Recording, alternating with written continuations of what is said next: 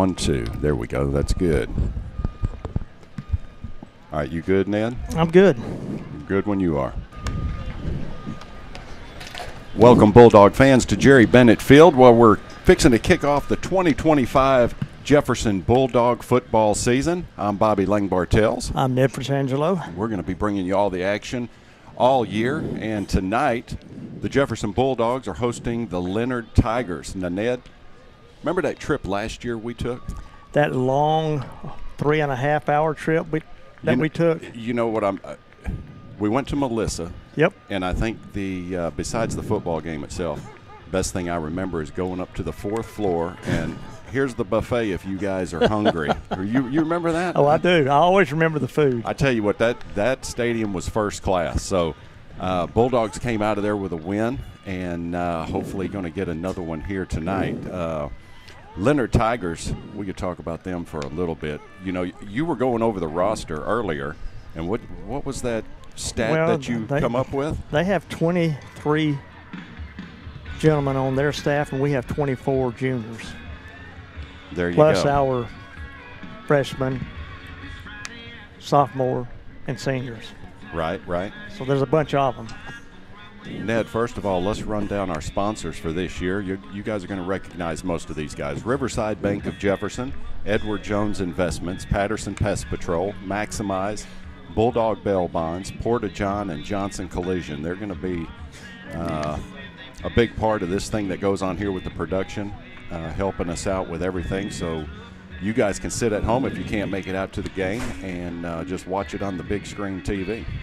Bulldog TV. That's what it's all about. On YouTube. Hey, you know, this season got kicked off last night. A few games around the area. Now, Doug Thompson with Thompson Insurance Marketing, he's our Max Prep reporter, and he's going to be keeping us posted on scores around the area. But last night, Pleasant Grove put it on Atlanta 34-2. Dangerfield went up against Gladewater. Gladewater comes out of there with a 21-7. Slapped them around a little bit, you know. So that's not nearly as bad as what happened to Tatum. Well, that was the next one on the list. Tatum went up to Winsboro, and that one ended up 55-28. Yeah, they wish they wouldn't have. And, you know, before the game, we were talking about some of these schools losing a lot of these players that they had, not to mention us. You know, we lost some key players. Tatum lost a lot. Liberty Ilo lost a lot. So Gladewater's going to be one to keep your eye on. I'm telling you, they are. You know, that might be the sleeper of the bunch. And then around the district, we got White Oak and Sabine also. So I think Gladewater has a new coach. I think Johnny DeVere has taken a job somewhere else. That's what we heard. And some of the games Doug's going to keep us posted on. Newton, who we're going to go visit next week, is at West Orange Stark. Mineola's at DeKalb. White Oak at Eustis. Spring Hill is at Sabine. Pittsburgh at Liberty Ilo. So Doug's going to keep us up to date on all the action around the area. Bobby, next week we go to Newton, play them on their home field. And like I said, we're flying, right? Yeah, we're flying. Coach Taylor's got us the private jet, so we'll be on it. What are you laughing at over there, John? We hope the wings don't fall off. Greg's going with us, too. I think we got one extra seat, but Clint's got the 4th seat. Yeah. Well, what I was referring to is Newton every year, just about every year, plays West Orange Stark, who is a big 4A Division I school. Yep. I mean, they've had some bloodbaths over the season. You know, last year Newton came up here, and that thing was down to the wire. Nip and tuck. Yeah, so it's going to be a good one. We don't want to jump ahead, but next week it is a long drive down there to Newton. But we'll be on the air here, doing just like we're doing. That's it. What else you got over there, Ned? Well, the games around our district, White Oak is playing Eustis tonight. White Oak's expected to win that one by 18. Gladewater Sabine is playing Longview Spring Hill, and that's going to be nasty. Spring Hill's picked to win that one by 43. We're picked to beat Leonard by 46. Winsboro and Gladewater did about what was predicted for them, except for they had Gladewater losing that game by 21 points. So that didn't happen. And Liberty Ilo will play Pittsburgh, and they've spotted them 37 points. And that's another game we're going to have down the road is Pittsburgh and DeKalb. Yep. 2 weeks will be DCAP coming up here, and then we're going to make the trip to Pittsburgh before the district opener against Gladewater. Ned, let's talk a little bit about this roster for the Bulldogs. Some of these key positions, you know, quarterback was the Tamias graduated, so Chance Washington is going to come in and take the helm for the Bulldogs at QB, which we saw him last week in the scrimmage. You know, starting out was a little shaky, getting his feet wet, getting back there, settled down, and then as the game, or as the scrimmage progressed, he seemed to settle in a little bit and find his footing and get some key passes down the field. Bobby, and how do you replace Cambo? I think he's playing, they're playing somewhere tomorrow night, aren't they? They pulled out a win last week, a tough win. Yep. I don't know if you saw, they were down early and they came back. I think they won by 3, if I remember correctly, but they did get the win. New coach Dan Mullen out there at UNLV for the Rebels. But yeah, Chance Washington, and like you said, how do you replace Cam? Well we're going to see. Jacoby Morrow. We saw Trey Moss last week. Kobe Morrow was out with a growing pull, but he should get some action tonight. But Trey Moss, I'm telling you, that kid had some speed. He was hitting the hole and north and south runner. And then another big one, Chris Love, out there at wide receiver. He's gone. He graduated, so how do you replace him? Well, you got Travis Gray. Travis Gray is no slacker. No slacker. That kid's talented and he's athletic. Who's this Turkey kid we keep? Man, Jermaine Hopkins Jr. That's the one. His dad was Jermaine, and I know it said Junior, but it didn't click until I saw his dad last year, and I said, "Are you Turkey's dad?" And he said, "Yeah." I said, "I remember calling your games." And I tell you what, here's another name that got called out kind of behind the scenes is Avery Lawson. Man, he was clutch on a bunch of catches for the Bulldogs going down into the playoffs. So that's going to be another one to watch. But pretty much on offense, they seem to be loaded once again. You know, some key players gone, but key players stepping in. And hopefully tonight Chance Washington will get settled in, and we'll see what he can do. We're talking about linebackers, and I'm trying to find him on the roster here, but 32. I didn't go far enough down there, did I? Fisher Bradley. That dude is about 6'4", and you talk about an athlete and football savvy. You know, you can just tell by when he's on the field. He knows what he's doing. He knows what he's going to do next. Yeah. And you're going to put him side by side with Coben Tomlinson, Thor. I'm telling you, this linebacking crew that we have, it's going to be exciting on defense this year. It's going to be. You know, we were talking before down on the field, and it was kind of a moment for that D line. You know, linebackers are stepping in, getting a name for themselves, so this D line's going to have to step up and show us what they can do as well. Well, and OC coach Kenneth Simmons has talked about his offensive line this year too, Bobby. They are. You remember the team in '94? Okay. And I lost my train of thought. 94. Yeah, the offensive line. Oh yeah, yeah. You had Holland and Bobby Joe and all of those big guys. These guys might not be quite as big, but they're going to make a force for themselves, and they've got another year. That was the senior year when they played in '94. That offensive line is looking pretty good too. And I tell you, just looking down at the field, that's Ethan Maxwell out there warming up at kicker. Big time extra point last year coming down to the wire in the playoffs, you know, against Malakoff. And those extra points are key, especially when you get deeper into the run of the playoffs. And he did a great job.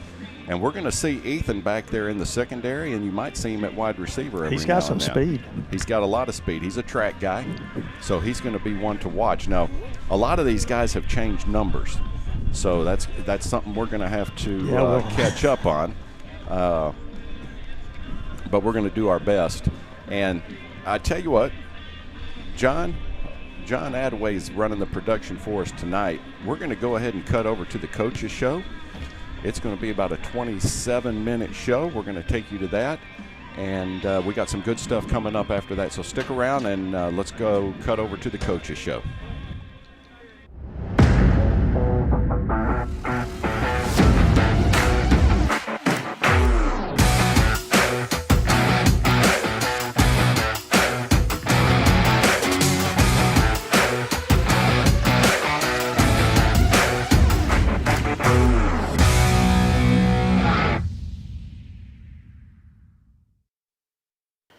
Well, Coach, 12-1, first year, good games, good season.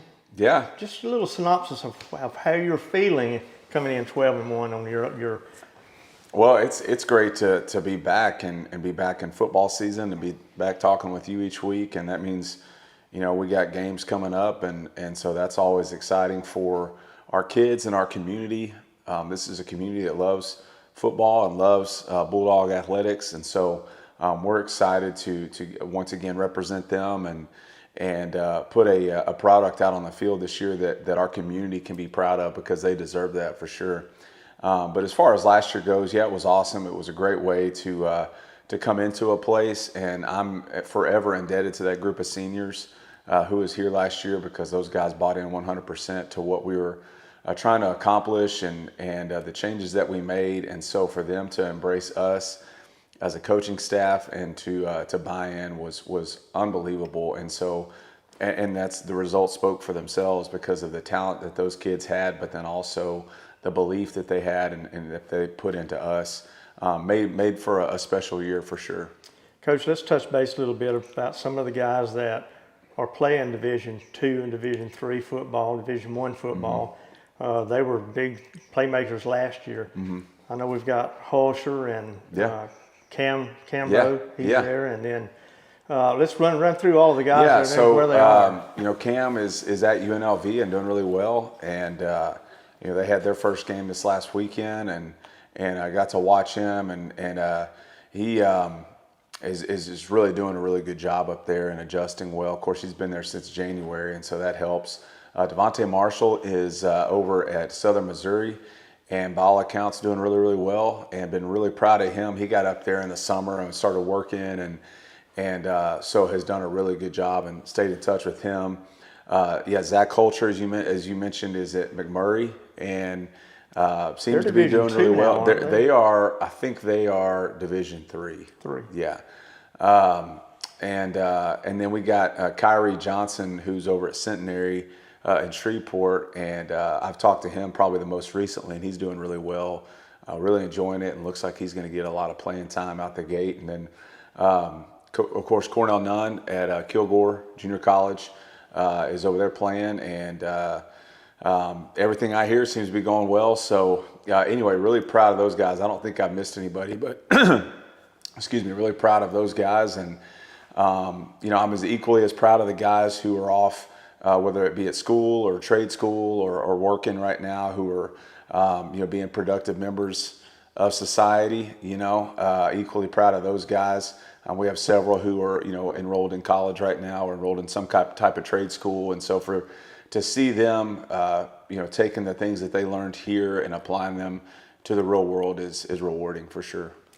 Coach, of course, when you lose players, sometimes you lose coaches. Mm-hmm. Let's talk about a little bit about the coaches that are no longer with us. Yeah. Well, we, the big two are they're all significant, but Coach Kimball and Coach Carson went up the road to New Boston, and I kind of figured when we brought Coach Kimball here that we wouldn't be able to have him long, because I knew he was, ready to be an AD and head football coach, and knew that was what he wanted. And so he got that opportunity this past spring and took Coach Carson with him as his offensive coordinator. And so they're over there, and wish them nothing but the best. Hoping they put us on the schedule this next realignment. So I'll just go ahead and put a little pressure on and make it public. And then we had Coach Bladen Reeves, who is also took another opportunity. He's now the strength coach up the road at Ouachita Baptist University, one of the strength coaches there. So really excited for him. And so those are the guys that we lost, but we feel like we replaced them with some really, really good coaches and really solid coaches, and we're excited about them as well. Good deal. Coach, we've had 2 scrimmages this year. Give me the differences between what we looked like last year versus what we looked this year at the beginning of the season.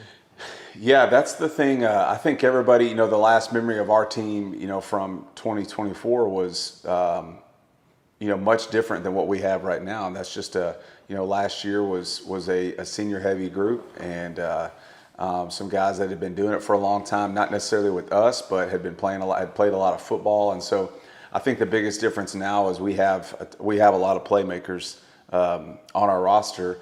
I think the thing is we have guys who are in leadership positions who haven't been in those positions, or maybe they're in a position where instead of being a complimentary person or a depth guy, they're the guy now. And so that carries a whole lot of weight with it, not just playing on the field, on Friday nights, but film study and leading others on the field. And so I think where we are now is in a really good spot. I know we're going to talk about it, but we're placing a lot on our offense as far as starters and personnel, but we feel like we have some really good kids in those positions.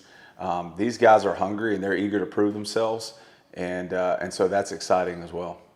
Coach, I thought we had a big offensive line last year. I think we may have gained a little bit this year. Yeah, it's funny. There are, I think, and this is not a slight to any of those guys, but I think if you would have told me that the 5 that we have were going to be our starters, when the season ended last year, I wouldn't have believed you, just because we have, one guy that's playing, was not even playing on that side of the ball, last year. And Adam Johnson, he's a converted defensive end, and then we kind of tried him at H-back, and then he's really embraced the tackle position and doing really well. And then there's some other guys there, that are new, some new faces there. Kamon Hall is one who is just a sophomore for us.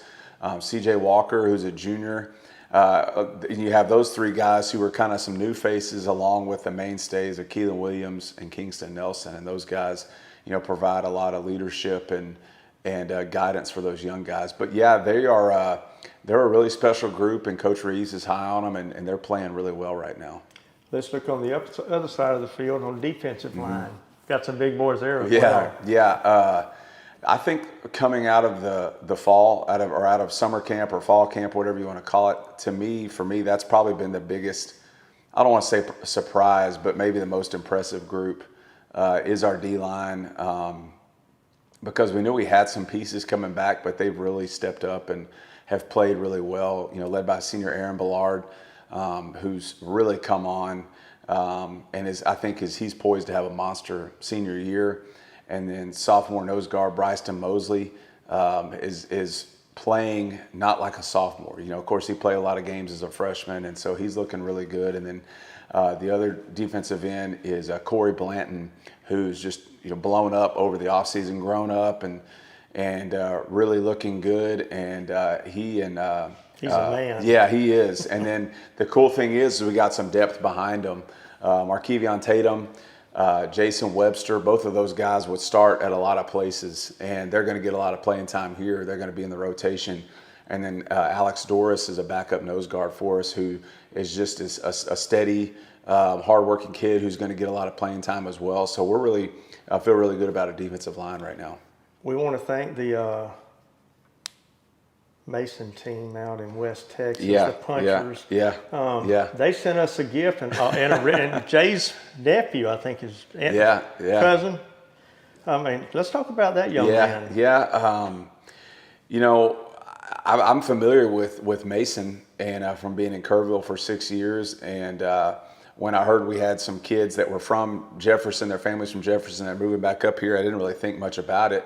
And but we got Fisher out on the field, and from day one, I mean, the kids have respected him. He's earned the kids' respect. He's really embraced being here, him and his brother, and then of course his sister, who's a 7th grader. She's doing a great job on our cross country team as well. But Fisher's been a big time addition for us. A great leader, just a solid, dependable kid who's extremely tough and intelligent, and plays really hard, and he's just been a great addition for us, and we're thrilled to have him and Tanner and Cammie, their sister, as well. Now, Tanner is a freshman. Tanner's a freshman. Yep. And I hate to say it, but Big Boy is a senior.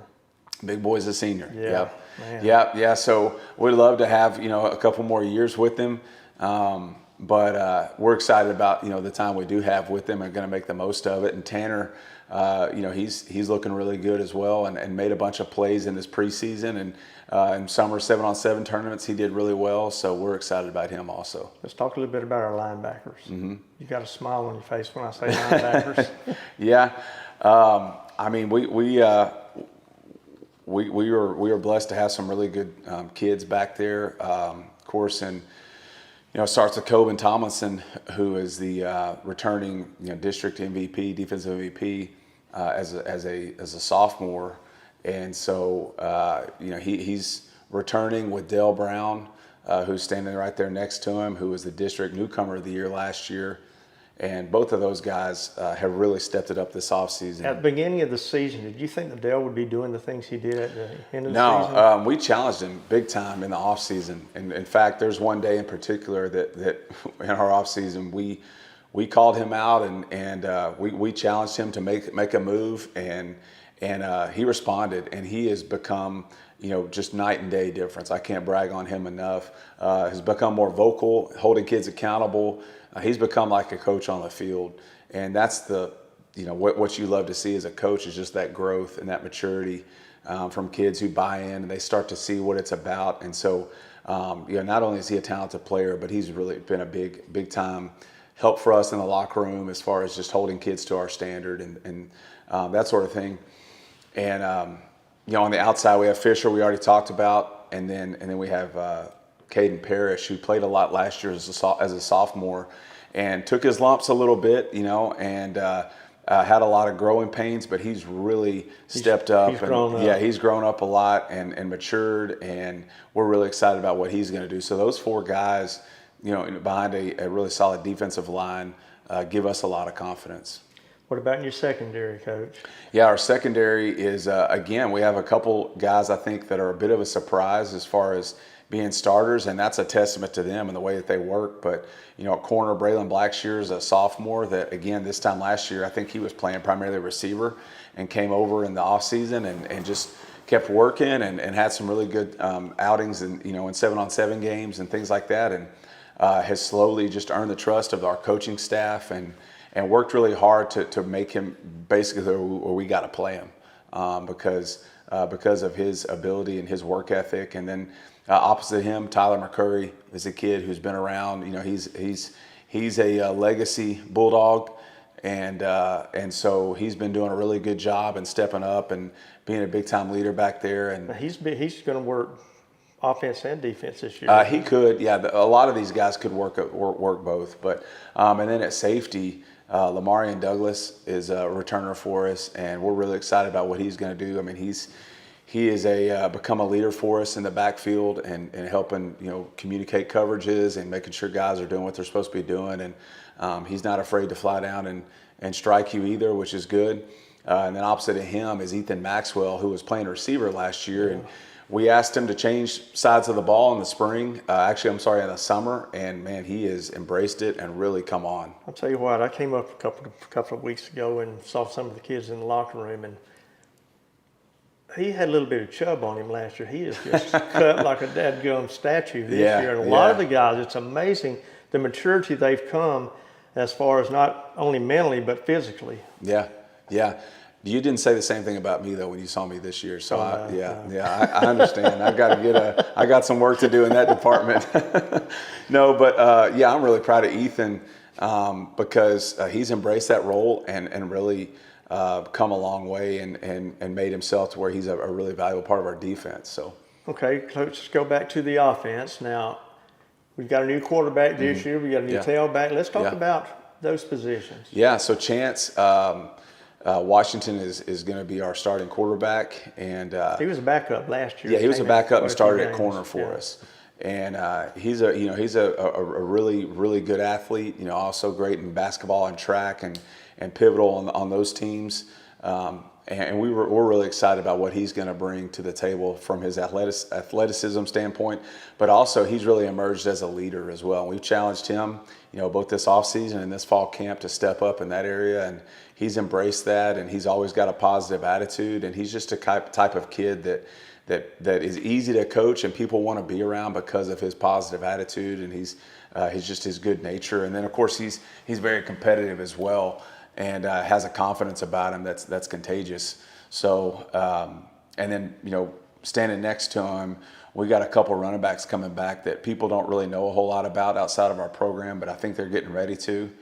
And that's Jacoby Morrow, who backed Cam up last year, and then Trey Moss, who was on our JV last year. Both of those guys have really different running styles. Jacoby's more of a power runner, tough runner between the tackles type, and Trey's a little bit more of a slasher and speed guy, but they also can each do the other thing as well. Jacoby can get out of space and make people miss, and Trey doesn't mind lowering a shoulder and running someone over. And so really excited about those guys and what they're going to be able to do offensively for us. We're not asking them to be Cam. We're not asking Chance to be Tomias. No, they've got to be them. Yeah, we want them to be themselves and just go be the best versions of themselves. So, let's talk about receivers. Mm-hmm. Yeah, we feel like that's a really deep position for us, position group. We bring back a lot of guys, including Travis Gray and Jermaine Hopkins. Turkey is what everybody refers to him, or everybody knows him as. And those two guys are going to lead the way, and we're going to lean heavily on them and on their leadership, along with Avery Lawson, who moved from H-back to wide receiver, and he's had a really good offseason, a really good spring, and a really good summer. And so we're expecting big things out of him. And then we have some sophomores who are going to step up and be really good for us. And Braden Ventimiglia, Caden Grigsby, both of those guys have busted their tails, and they're going to be big-time playmakers for us. And then, you throw some other guys in there, like Marquise Chambers is someone who's a junior who's going to give us some more depth there. So we feel really good about that position, and feel like we have some guys who are ready to kind of emerge. Coach, we've talked about players, and are we going to do basic same offense, defense we had last year? Or? It'll be different. You'll see, I think, when people come and watch us on defense, they're going to notice, last year we were an even front, 4 down front, and this year we're in an odd front. So we got 3 down linemen and 4 linebackers, and that's probably something that we were going to do anyway, even if Coach Kimball would have stayed, just because of our personnel. And we've already talked about our linebackers, and you got to find a way to get your best 11 on the field. And so we have a new defensive coordinator, Coach Jose Morales, who came to us from Mount Pleasant, and he's been a defensive coordinator before, and has brought a lot of intelligence and details with him and installing our defense. And our kids have done a great job in buying in, and man, you go out to our defensive practice and offense breaks the huddle, they come to the line of scrimmage, everybody's talking, everybody's communicating, and that's good to see. So, yeah, that'll be different. And again, that's just a way for us to get our best guys on the field. And then on offense, we're going to be a lot of the same. Of course, Chance has an element to him, being able to be, he's so mobile that we're going to find ways to utilize that as well. But with those receivers, we're going to find a way to get them the ball, but then also we're going to run the ball as well with those 2 running backs. So it's going to look, a lot of the same on offense, but we will have a few wrinkles to keep people on their toes for sure. Coach, we've had 2 scrimmages.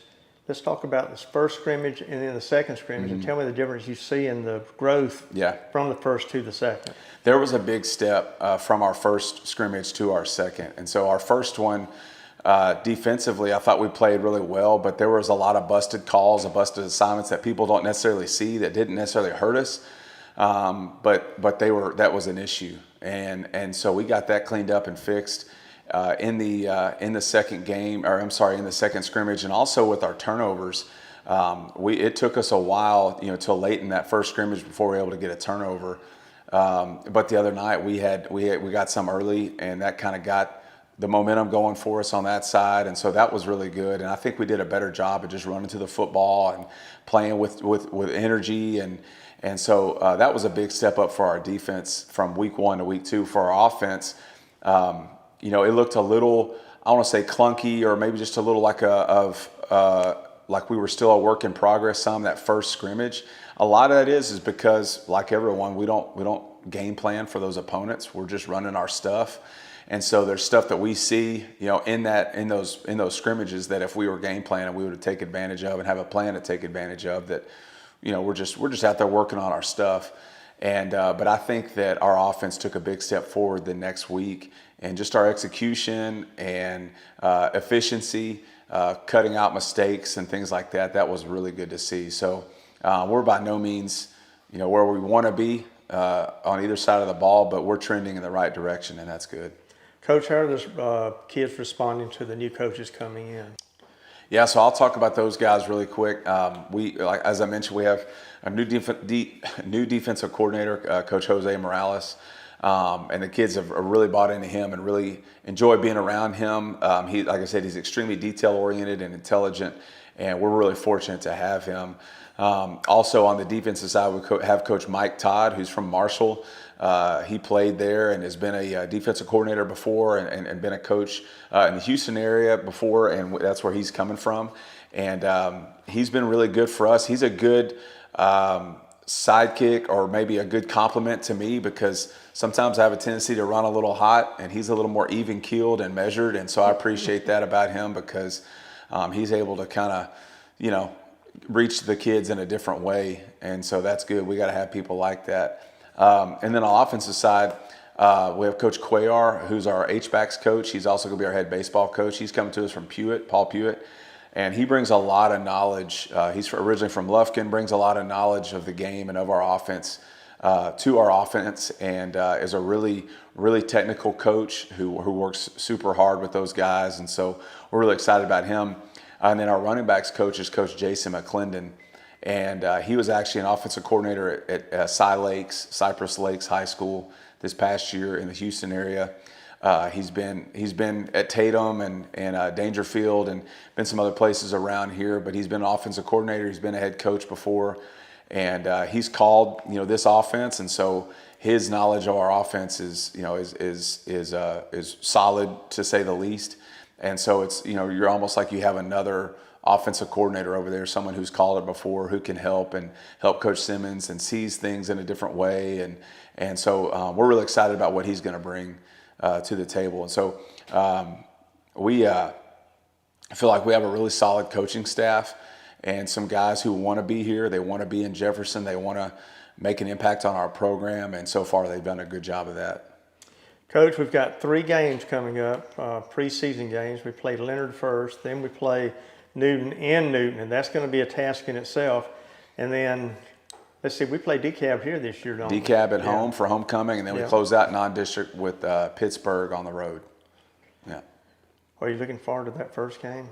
Yeah, I think you always are, because you can only tell so much in scrimmages, and just to get out there and let our kids just cut loose and have fun playing football. I think sometimes, myself included, we can lose sight of that this thing's meant to be fun, and we need to have fun in order for it to be worth it, because we work too hard and too long for 10 guaranteed Fridays in the fall to not enjoy each one of them. And so I'm really looking forward to it. I'm glad that it's home, so that our fans get to be here and watch us as we kick off the season.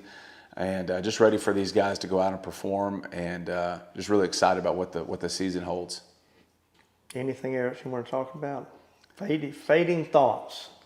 No, we're just really excited and hope that everybody comes out, and we want to pack out the stadium, every week this year. We want everyone to listen and watch us on YouTube.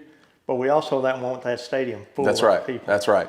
And we are doing our pregame tailgate again this year. We'll do those every home game. And so I know this week won't be any different. We're supposed to have some nice weather rolling in tomorrow that you got for us. I appreciate that, Ned. We got some mid-80s, weather rolling in. And so that's not an excuse.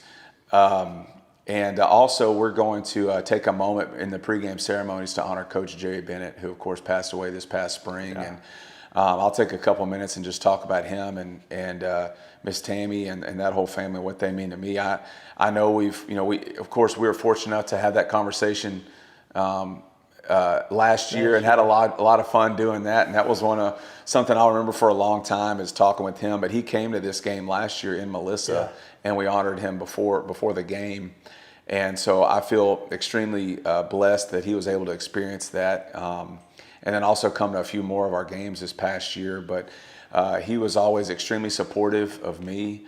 And I know that can sometimes be tough when you have somebody who's in a position that you held for a long time.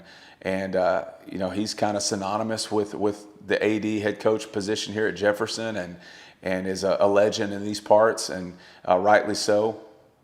But I just appreciate his being so gracious towards me and willing to you know, give me some advice and kind of some pointers and talk me through some things in the time that we got to spend together. So I'm really excited that we get a chance to honor him in his memory before we kick off the season, and we will be honoring him all year. We have, you know, stickers with his initials on our helmet this year. That's something we're going to do, and of course, you know, all of our guys, we've talked to them about them dedicating the season to someone this year, and we give them a little magnetic picture frame they put on their locker, and they can put a picture of that person in there, so that's a little extra layer of accountability and also motivation for them each week. But for me personally, I'll be dedicating, you know, my season or this season to Coach Bennett, and also Coach Lee, who also passed away this past spring. And so those are two Jefferson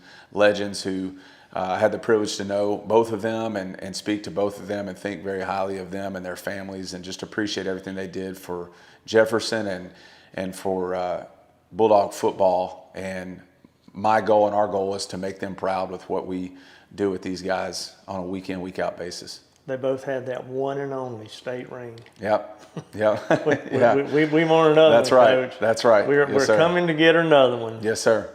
All righty. I think we've got it all covered. We'll make sure you guys come to the game. You can go home and this is what I do. As soon as I get to the house, I go to the game, and actually I can enjoy and watch it. That's because right. You're not just boom. Yeah. So do both. Come see us and then watch the game.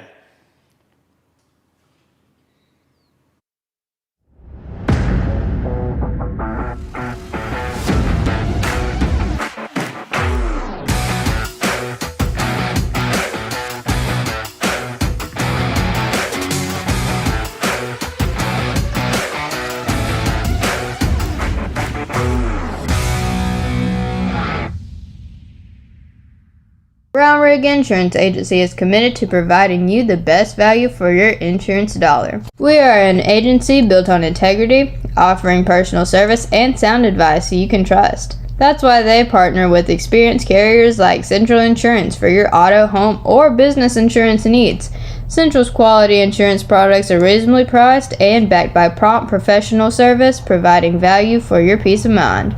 Call Brown Rig Insurance of Jefferson at 903-938-8888 or visit their website www.brownrigins.com.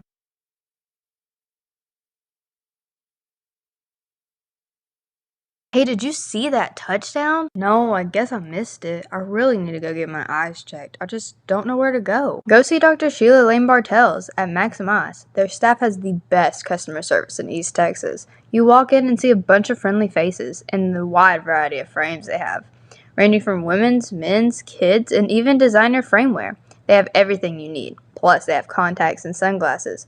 You will be seeing every touchdown after you see her. Call and make your eye appointment now with Dr. Sheila at 903-665-2020, located at 108 North Walnut, Jefferson, Texas.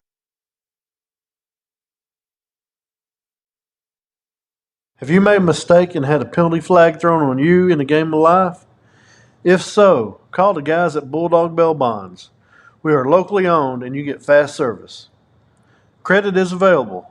Call Ken and John at 903-665-1123 or at 800-317-1123. Available 24 hours daily. Bulldog Bail Bonds is a proud supporter of Jefferson Bulldog football. We will be there to help every time that penalty flag is thrown.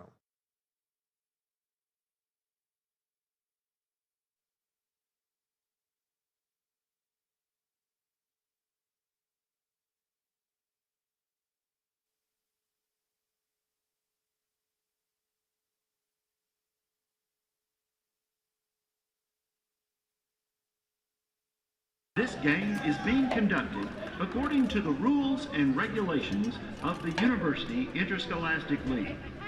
We ask that you consider the time and effort each of these teams, coaches, and athletes have put forth.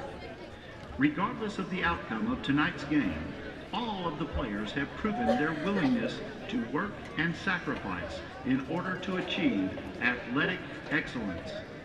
Cheer these young athletes, applaud them, but do not, through any of your actions. And welcome back, Bulldog fans, for tonight's matchup between your Jefferson Bulldogs and the visiting Leonard Tigers. Ned, real quick, let's talk about these guys that are running this production for us. The professionals are Jay Patrick, John Attaway, and Greg Ingraham. And then the students helping out with this whole production. You're going to see some new things, maybe some live shots from the field. We have Ezra Phillips, Zach Phillips, Aiden Corbett, Eli Lightfoot, and Zoe Hitchcock. So they're going to have some cameras down on the field and hopefully get some live shots from the sidelines. That would be kind of neat having those. Oh, definitely. I tell you what, Ned, go ahead and run down these state rankings that you've got right here. Well, I just got a couple. I could not get. I got on Max Prep. It was like going to a dead end. Typically, I can get on there. I couldn't. But Pigskin Preps has the Bulldogs ranked in the number 4 spot, with Columbus, last year's state champion, Franklin number 2, Paradise number 3, your Bulldogs number 4, Edna number 5, Malakoff number 6, Liberty Ilo number 7, Llano number 8, Hitchcock number 9, Winsboro number 10, and just for the heck of it, they've got Atlanta in there in the number 11 spot. Who did Atlanta play this week? They had Pleasant Grove. They put up 2 points, 34-2. Pleasant Grove took them out last night. Now, if you go to Max Preps has Malakoff number 1, Franklin number 2, Columbus number 3, Paradise number 4, Hitchcock number 5, Edna number 6, Winsboro 7, Bushland 8, Pottsboro 9, and Jim Ned 10, with the Bulldogs at the number 12 spot. But I'm almost positive I saw where Max Preps had the Bulldogs at number 4 also. I tell you what, just for reference, college football came on last night, and I caught the Boise State game. Boise State was ranked number 25, and they took it on the chin last night. So, yeah. It's just a guess. It's a guess coming in, starting the season. Let's get a few games in and see what everybody's doing and what they've got. And then we can maybe start talking about some rankings. Because I tell you, I never like to be ranked very high starting off. I'd rather come from behind, work your way up instead of, getting knocked out. And I said, I told you that was going to happen or something like that. So. Well, I watched that Malakoff and Columbus game. Columbus looked like a top college team. Liberty I looked like a junior varsity. Malakoff looked like a junior varsity team compared to those guys. Oh, my gosh, they just beat the dog out of them. And I tell you what, another team that has lost some key players is Malakoff. The big wide receiver, tight end, the quarterback is gone, the running back is gone. So, Liberty Ilo as well. And Liberty Ilo as well. So two of their big guns went to Arkansas. That's right. So we'll just wait and see how this plays out. So Bulldog fans, running down the schedule for this year, it's Leonard tonight. Next week we go on the road to Newton. DeKalb comes into town, and then it's off to Pittsburgh to end the what we'll call the preseason, and then we go into district, and it's going to start out with Gladewater. And, Ned, we talk about this all the time. This district these Bulldogs are in, it may be one of the toughest in East Texas. I'm telling you. Because, you've got Atlanta, Gladewater, Liberty Ilo, Tatum, White Oak, and Sabine. So it's going to be a test all season long for these Bulldogs. I'll tell you what, it's going to be kind of interesting to see what happens over in White Oak. Last year they just got decimated, and this is supposed to be a rebuilding year. It'll be curious to see what happens there.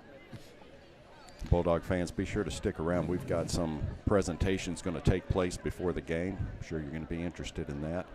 I guess let's talk real quick. We lost a couple coaches this year. We did. Coach Jerry Bennett and Coach Jerry Lee, 2 very well-respected coaches in Jefferson. And all over East Texas. And over Texas as well. So, yeah, a lot of great memories with those two all through my high school. And I had the privilege of playing for each one of those, basketball under Coach Jerry Lee and, of course, Jerry Bennett. I mean, that was the man. So yeah. Well, he came here and thought he could make a football team, and he had no idea what he would do. Not just football, Bobby, but the way that he has touched the heart and the life of a lot of these children. Oh, definitely. Our children, young men who are now, a lot of them are grown, and you hear their stories as well when you're talking about him. And, of course, the 1986 championship team. I know a lot of them guys are probably tuned in. I know Mr. Kenneth Henderson's tuned in. You know he keeping is. Track of these Bulldogs. And the 94 quarterfinal team that probably should have won the state that championship. Atlanta game, yeah, that one pass. Yeah. Just makes me sick. Yeah. I've watched that game about 10 times.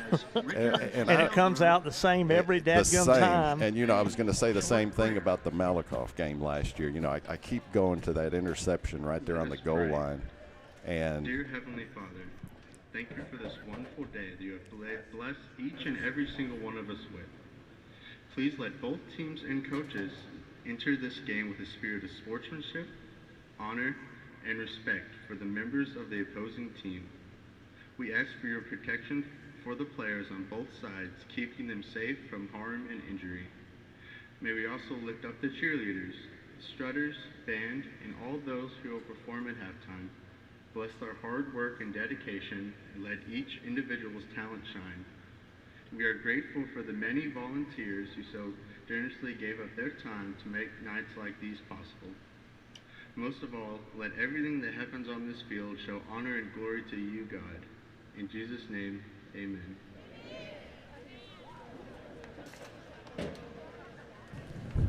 yeah, and like I was saying, that interception on the goal line, in my eyes, we had that score. Yeah, yeah, no doubt. And it was a good, hard-fought game by the Bulldogs. Just came up a little bit short. It was a blink of an eye.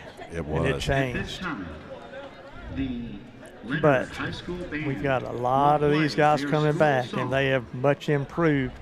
We've got a different defensive coordinator, offensive coordinator is the same. Coach Simmons is bringing his, but he's making some changes. So we'll be looking for those tonight. And on defense, I mean, my goodness, our linebacker core is probably as good as any team in the state of Texas. I'll go ahead and say that. And supporting cast around them, not bad either. Yeah, secondary looks strong. D-line's coming up, so expecting a lot of good things out of this Bulldog defense. Not to mention all the weapons on offense. A lot of these guys are returning. Jermaine Hopkins Jr., Travis Gray, just to name a couple. In the backfield, you're going to have Kobe Morrow and Trey Moss. Chance Washington will be at quarterback, so we're going to see what he can do. He's a junior. I'll tell you what, Bobby, he's just in the scrimmages. You can see he's progressed in each one of them, and I think he may surprise people before it's all said and done. Not only can he throw the ball, he's a pretty darn good runner. And then we've got some secret weapons. We'll wait and tell you about those later in the year. Yes, after sir. They've stepped up to the plate. Yeah. Let's take a second and listen to the Bulldog band here.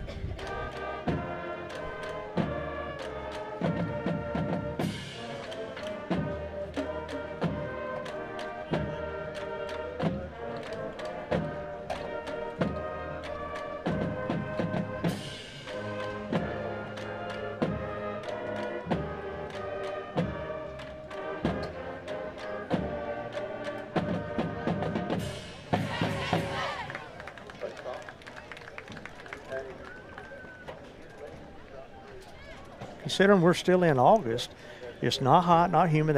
That rain kind of cool things down, and it's going to be a good night for football tonight. Low to mid-70s. This is a much-needed change from what we've had here the past couple weeks. So, yeah, great night to start this 2025 season off. And I tell you what, congratulations to Mr. Ned here. 32 years broadcasting Jefferson Bulldog football.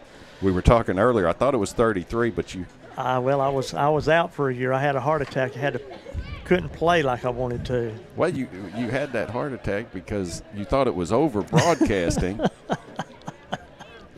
But little did you know, here you are once again. Good Lord's not through with me yet. We're glad to have you here. You guys did a lot of good things from early 90s. You and Charlie Chitwood bringing Bulldog football to the Jefferson community. A lot of great memories listening. Well, it's been a good trip. We've got to meet a lot of good young men along the way, and a couple of knotheads that they're still good young men, but they were knotheads. And you know, you want them all to succeed in life, and you know, you can mentor to them and talk to them, but sometimes it just doesn't happen that way. But they're still your boys. And you even got to see a few go into the pros. Yep. And those guys come back. It's always good to see them. And then to be able to watch somebody like Cam Williams. I mean, he's at the pinnacle right now. He's playing Division I football, and you know, it may be any day when he just have that pill and run down the field with it. UNLV, the running Rebels, Coach Dan Mullen. Yeah, sure. Cam's got a bright future up there, and I hope everything goes well for him. Get him some playing time. And well, Miss Nikki's, she has raised him well, and the little speedster, his little brother, is coming up quick too. Yeah, it'll be fun to watch him come up and see what he can do in the backfield as well. And Bulldog fans, just a reminder, you can catch every Bulldog football game right there on YouTube TV, on Bulldog TV, brought to you every week by the great crew we have. Like I said, producers for tonight's show were Jay Patrick, John Attaway, and Greg Ingraham. Got some students involved now, and like we said, they've got a bunch of new equipment, new cameras they're going to be trying out. Maybe even have some live shots from the field for you. And this thing kind of just keeps expanding every year from, you know, where we were, 3 years ago? Yep. So it was so much easier for us to just walk in and sit down and start talking, and these guys do all the work for us. Charlie and I would get here 45 minutes or an hour earlier, and then we were the last ones to always leave the stadium. Now it's over, and we just hand it off. Walk the door, just close, get out of here. This ought to be a good one tonight, Bobby. Everybody's wanting to see what these dogs are going to be like. Leonard a little on the downside, but we've watched their quarterback. He can throw. There's not a lot of them. I think there were like 23, but he's got some size and some speed out there, and the quarterback can definitely throw the ball downfield, so it'll be a good test for our defense tonight. Yeah, this is the same quarterback we saw last year when we played over in Melissa, so he's definitely got experience. It's the same running back, and I noticed a couple of the receivers are back, so they've got experience coming back on the offensive side of the ball. So, and they're a 3-2-8 team, I believe, right? I'm not sure. I believe that's what you may be right. Yeah. Be honest with you, I don't think I'd heard of them until last year. Is that your daughter down there? That's her. She's been running with you, hasn't she? She has. And so we're entering year 2 of the Ty Taylor coaching era. Last year, man, I tell you what. I mean, it was exciting. It was exciting. I mean, you know, we were down there talking about the Liberty ILO game up there and how that thing went down to the wire, and Liberty ILO actually had a chance to take it there at the end with that field goal. And man, I can remember you yelling, "He missed it! He missed it!" That was a fun game. So that's the best part about doing these games, is when the kids win and everybody is all just fired up. Charlie, we have some size on the front offensive and defensive line now. I'm telling you, we got some big boys out there this year. We had some big ones last year. We've got some big boys. Some of these guys grew up. Definitely have experience coming back. And about to take the field are the Leonard Tigers. And here come supposedly. We'll see if they come out. Leonard Tigers fixing to take the field.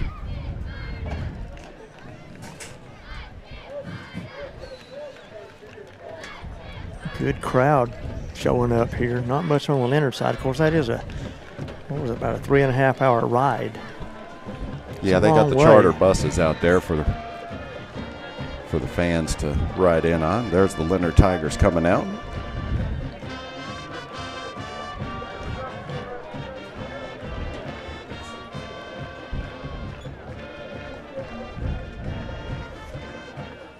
Ned, we are moments away of getting this 2025 season underway of Bulldog football. Bobby, it's been a short 10 months. Man, I tell you what, it's football season over. It just, what do you do? You know, it's count the days until the next season comes around. Well, we see what this group of, we saw them as 7th and 8th graders and 9th graders and 10th graders, and this year will be their junior year, and they are ready to go. 5 equals 1.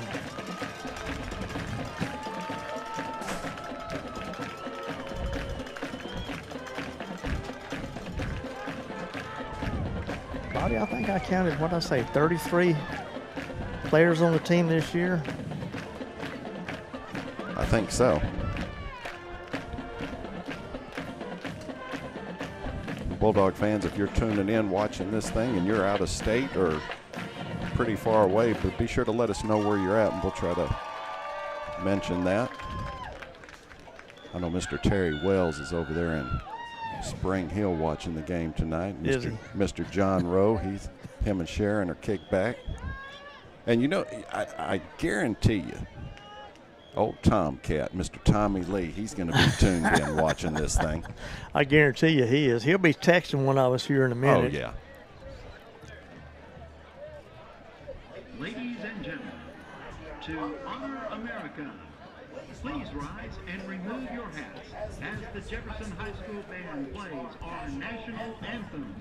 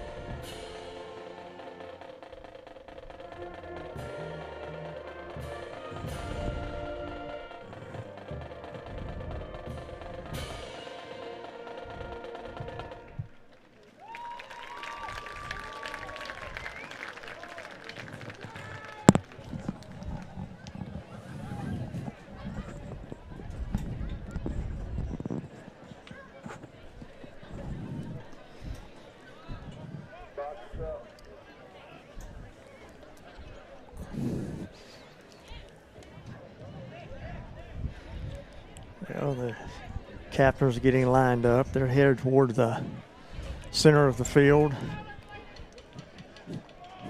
That's going to be Coben Tomlinson, Chance Washington. Number 57 is Kylan Williams. 27, that is Aaron Ballard. And number 9, that's Mr. Dale Brown. I wonder how many times I'm going to see that 3 on his back and thinking it's Chris Love. Chris Love.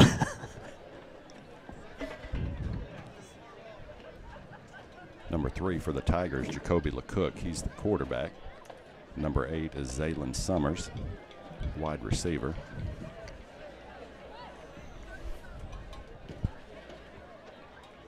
And Ned, after this coin toss, there's going to be a presentation out there on the field. So all you Bulldog fans are going to want to make sure you're tuned in watching that.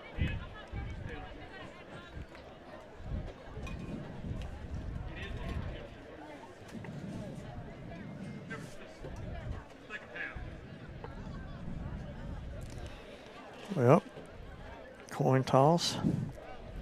Bulldogs won the toss, and I guess they're going to kick off to Leonard. And the Leonard Tigers will receive the opening kickoff. Ladies and gentlemen, may I have your attention, please? Before we begin tonight's contest, we take a moment. Remarkable man, a father,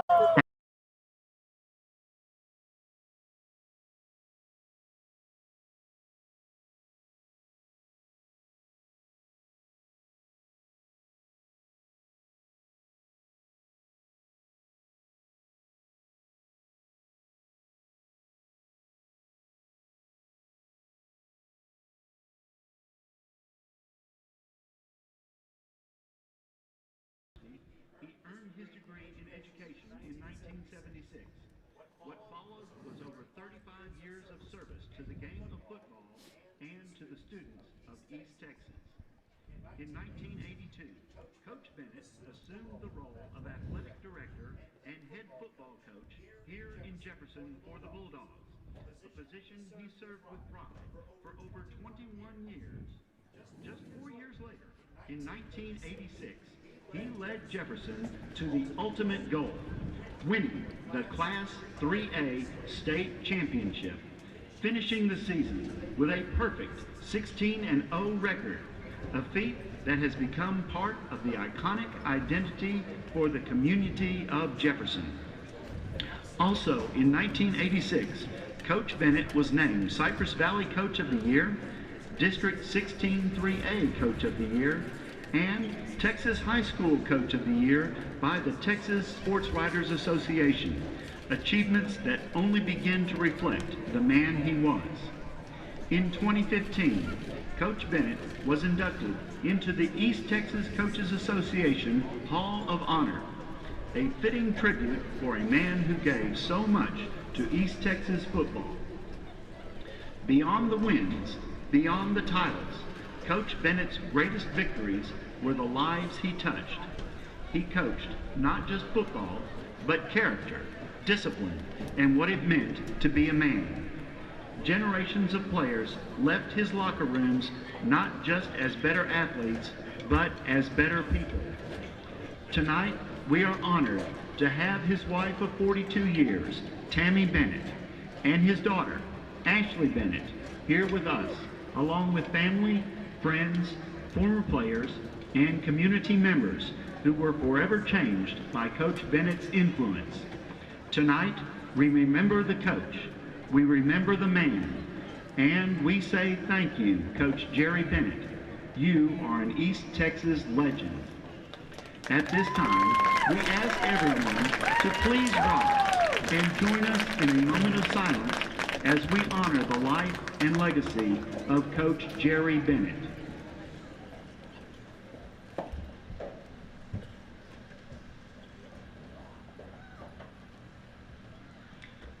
Coach Bennett, your legacy lives on in every player who wore this uniform, in every lesson you taught, and in every life you touched.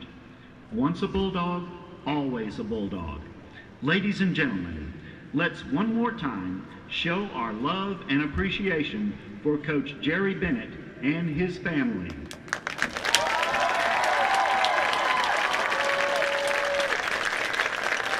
Thank you.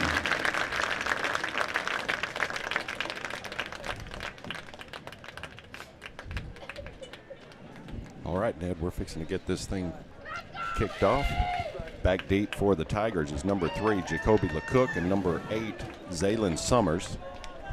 They're going to be the key offensive weapons for the Tigers. Yeah, Bob, I've just seen him for the first time with his uniform on. Fisher Bradley is a man. Yes, he is. That's going to be number 32 on defense. Bulldog fans back there at linebacker, keep an eye on him. This is Ethan Maxwell, got it teed up for the Bulldogs. And the 2025 Bulldog football season is now underway. Great kick down the left side. This is going to be Jacoby LeCook for the Tigers. Good run coming up the left side. He'll be taken down around the 32-yard line where the Tigers will take over 1st and 10. The first man to him was number 19, Braden Ventimiglia. Kickoff return to the 32-yard line. So, Bobby, they'll start it on the 32. It'll be 1st and 10, and football season has officially started.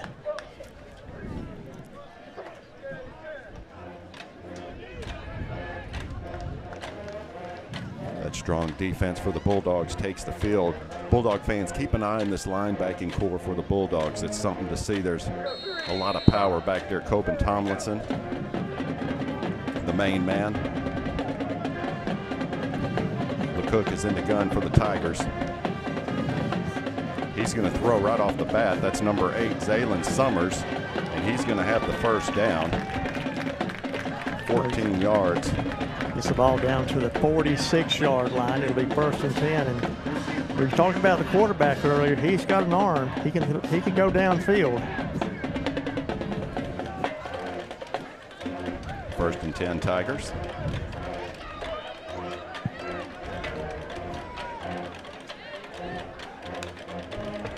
This is going to go to Summers coming around the right side, looking for a little room. He's going to get 2 yards on the carry.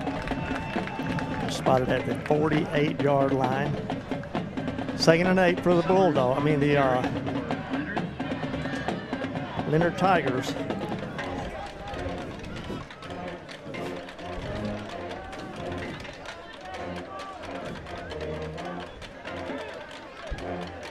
Jacoby LeCook has experience back there at quarterback for the Leonard Tigers. Been the quarterback. This is his 3rd year starting for him. Takes a snap, quick throw. That's going to be complete. That's going to be enough for the first down. They'll move those chains down to the 42-yard line. It'll be 1st and 10 there for the Tigers. They got it on the 41. Yeah, they're moving it pretty easy down the field right now, mainly through the air. Tigers are going to send trips out to the right.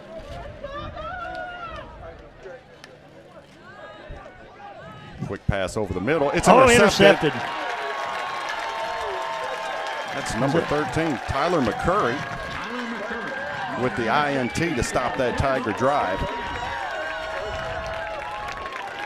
Just that quickly, the Bulldogs get it back. But Bobby, a little bit of concern there, the way that Leonard was just walking down the field.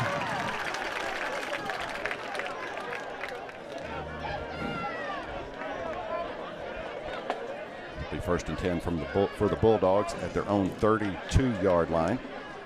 Chance Washington is the quarterback. Hands off up the middle. Kobe Morrow on the carry. It's going to be a gain of 8. Stomps his way down to the 45 or the 40-yard line. It'll be 2nd and 2. 2nd and 2 for the Bulldogs. Well, Morrow looked good in scrimmages. Be Morrow once again, and he breaks free up the middle. 1 tackle to beat.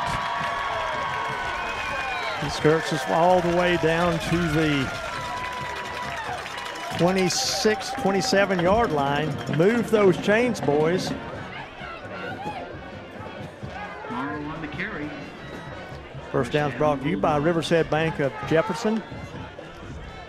Riverside, Lee Haggard. Here come the Bulldogs. High snap. Washington takes it. He's going to go deep. He's going to try the end zone. It's touchdown. Jermaine Hopkins Jr. 28 yards. That was a turkey trot. Tell you what, Chance Washington had that.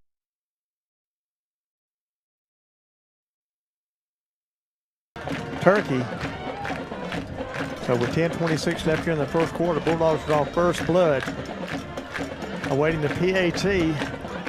Ethan Maxwell out there. I believe it is Tomlinson, the holder. Ball's up. Snap. The kick is good. Yes, sir. It is. 7-zip. Bulldogs up first. Tell you what, Ned, a lot of weapons on that offense for the Bulldogs. Kobe Morrow with a great run and then followed up by a great pass from Washington to Hopkins Jr. Just like that, Bulldogs up 7-0. They're going to have to get that secondary on defense down a little bit. First half in the opening kickoff is being brought to you by Riverside Bank of Jefferson. Once again, Bulldog fans, we'd like to thank all our sponsors tonight. Riverside Bank, Edward Jones Investments, that's Mr. Joey Romano, Patterson Pest Patrol, Maximize, Bulldog Bail Bonds, Porta-John, and Johnson Collision. We thank all them for making this possible and bringing this broadcast to you. Bob, let's talk real quick about something you and I are going to do. We're going to go back to what we have done for so long, presenting the offensive and defensive players of the week with a plaque, and then Coach has talked about maybe doing a T-shirt as well. So we'll be starting that next week at the pep rally. You're going to have to sneak off early a couple of times, or every time. Yep. You're the boss. Here's Maxwell with the kick down the left side. Let's see if it stays in bounds. It looks like it will. Picked up at the 5. That is LeCook, the quarterback, and he's going to take a couple big shots and gets it up to the 8-yard line. They're like a bunch of wasps. Yeah, it was. Wrapping around him. Kobe LeCook on the return for the So they're going to have the ball spotted at their 13-yard line. 13-yard line, maybe. Where the Tigers will have it first and 10. It'll be 1st and 10.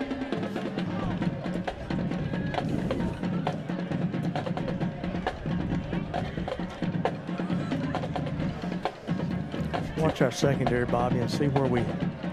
Yeah, I was just fixing to say number 18 is Lamarian Douglas. You got Tyler McCurry. Ethan Maxwell is back there as well. And Braylon Blackshear at cornerback. Keep an eye on those guys. Great cornerback, great secondary, great linebacking core as well.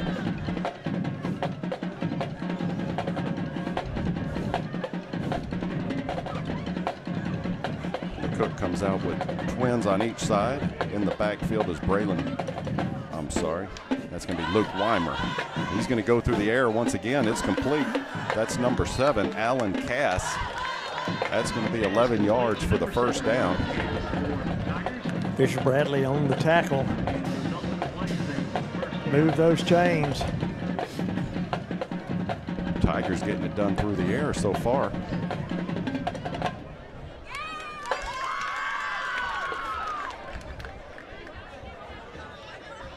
Puts a man in motion, drops back to pass. Looking to go deep. This might be picked off. Oh, we got a hold. We've got a hold. And that was number 18, Lamarian Douglas with the INT, but intercepted by Lamarian Douglas, but there's a he was flag held on the up. play. Tried to come out of that post route and go to the corner and never made it. They were right there on top of it, and that was a good call by the officials. So that'll be enough for the first down. They're going to bring it up to the 36-yard line. It'll be 1st and 10. After the penalty, it will be a first down for the Leonard Tigers on their own 36-yard line.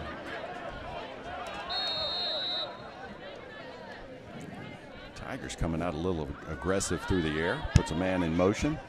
LeCook's going to keep it himself up the middle, and he's hit hard. He worked for that 3 yards. Bring up 2nd and 7 for the Tigers. LeCook on the carry for Leonard. After a 3-yard gain, it'll be 2nd down. We do have one maximized touchdown on the field tonight. I'll hear about it.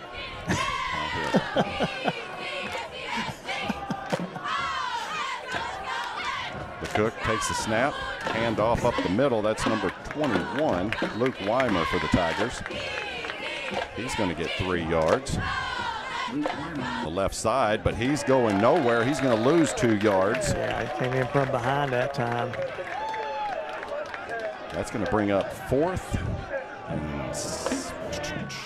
and 7, looks like.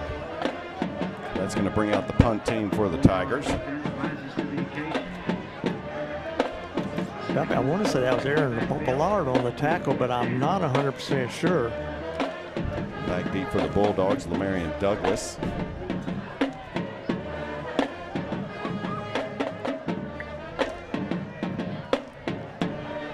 Is that Dale Brown back deep? Low snap. He's going to have to take off with it. They're going to catch him back there. Oh, man. And that will be Bulldogs football around the 33-yard line of the Tigers.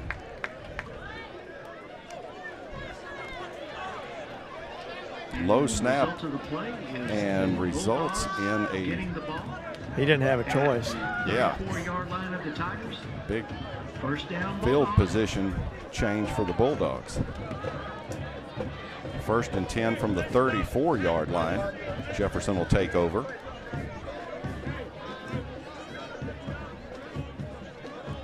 That's going to be Morrow in the backfield with Chance Washington. Twins to the right.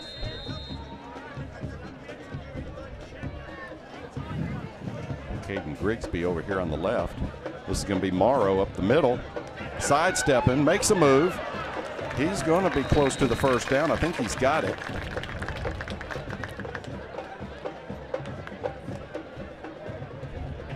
They're going to move the chains. That's right at 10 yards.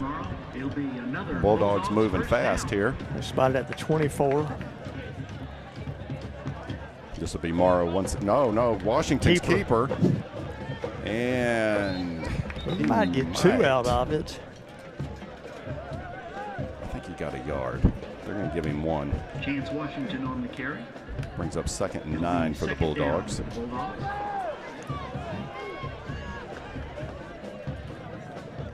High snap once again.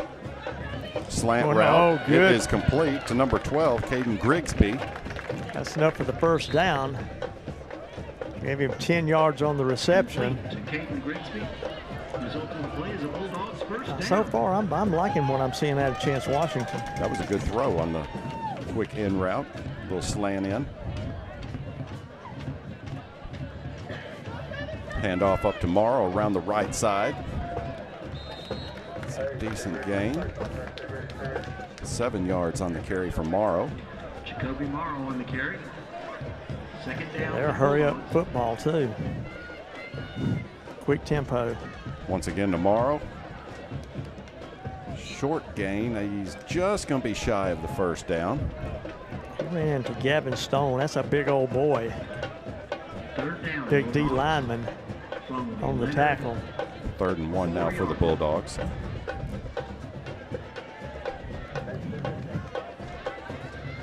Morrow once again up the middle. He gets wants ahead that of Stain, touchdown. and he is in for the Bulldog touchdown.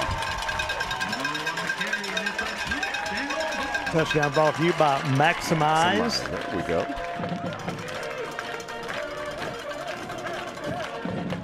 With 6:06 left here in the first quarter, Bulldogs up 13-0, awaiting the PAT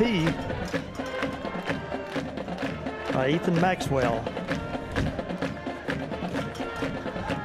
Bobby Maxwell got in the gym this summer. That little guy's ripped. I went in one day and they were working out, and golly. Ned, so far on the ground, Jacoby Morrow has 6 carries for 70 yards.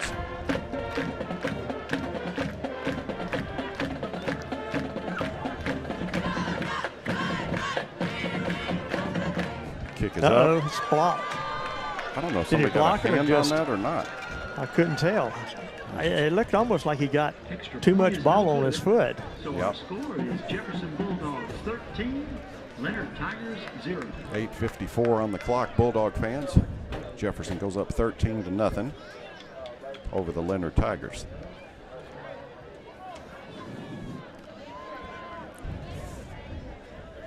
Well, so far, 2 offensive scores going down the field and some good stops by the defense. That last one was good. The quarterback can throw the ball downfield. He's got some receivers. Yeah, he's had 1 picked off and then a muffed punt. Couldn't get the handle on that snap. Gave the Bulldogs good field position. Morrow's been kind of trying to get over a groin injury. He's going to take a breather. Back deep for the Tigers will be Jacoby LeCook and Zaylin Summers.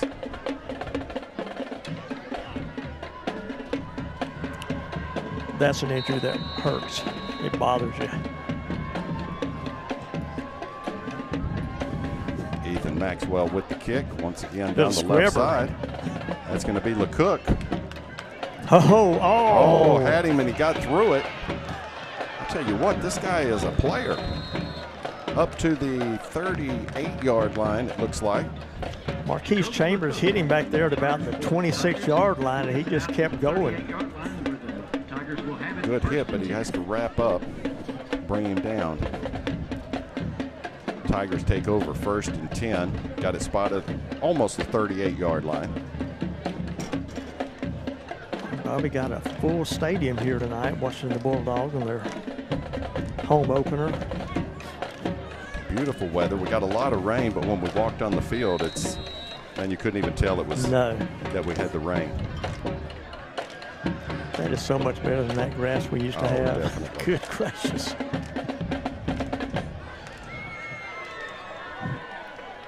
So here come the Tigers, 1st and 10 from their own 38.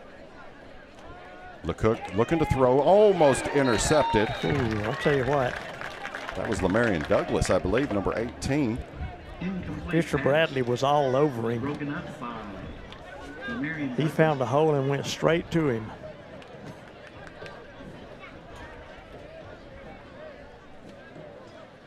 So that'll bring up 2nd and 10 now for the Tigers. He was a Mason puncher last year out in West Texas. Family moved back home. 5:51 on the clock here in the first quarter.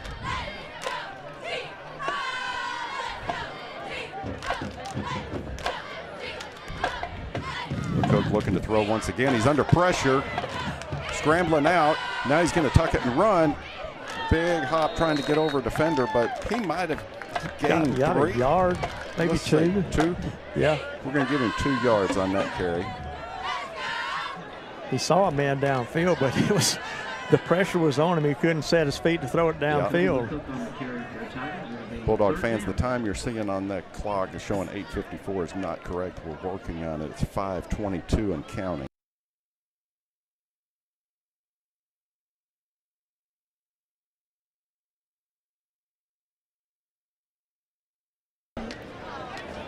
LeCook looking to throw, and it's overthrown, intended for number 8, Zaylin Summers.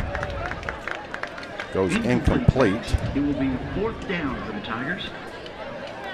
Brings up 4th and long.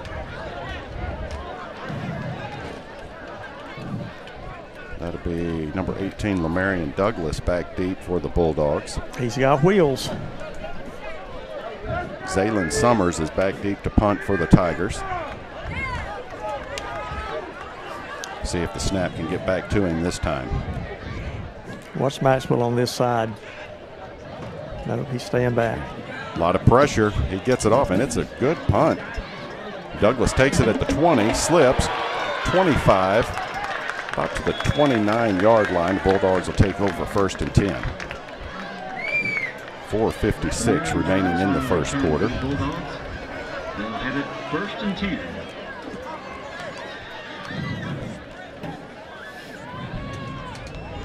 So far, Bobby, the Bulldogs are setting the pace for this game.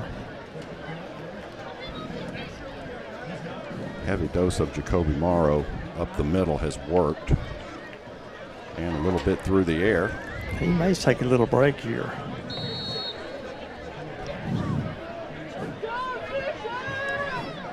Who is in the backfield? Can you get that number? That's him right there. It's 15, isn't it? Oh, Trey Moss. Okay, so Trey Moss comes in for Jacoby Morrow. Comes out of the backfield and picks up, I was going to say 2 yards is all they're going to give him.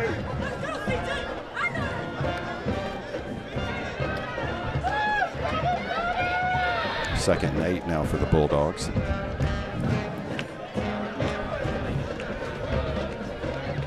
Washington drops back to throw, looking right. Now he's scrambling. There's the throw. We got Travis Gray wide open at the 45-yard line of the Tigers. I was just about to say it's about time to have one going downfield to Tigray, and there it is. Travis Gray on the reception. About 23 yards for the first down through the air. Good throw by Washington.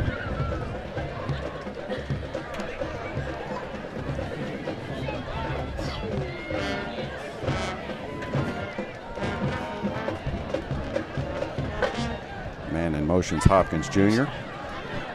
Washington looking to throw once again. Got some room. He's got to get outside. About to the 41-yard line. It'll be a gain of 4 for Washington. Washington on the carry. Gain of 4 brings up second down and 6. Well, spotted at the 41-yard line. Well, the official's got something going on we don't know about. Oh, there's a flag on the offside. Penalty flag brought to you by Bulldog Bail Bonds. We don't like them when they're against the Bulldogs. Was it holding? It was, I think, false start. Was it holding? Yeah, that's a 10-yarder. After the penalty, it'll be That moves it back inside the 45 of the Bulldogs. With the guilty Bulldog raise his hand. Not going to do it. Not going to do it. First and 20 now. Trey Moss up the middle. He's going to get 3 out of it.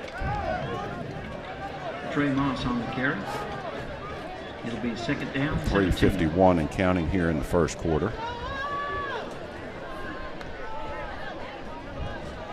Second and 17 now for the Bulldogs.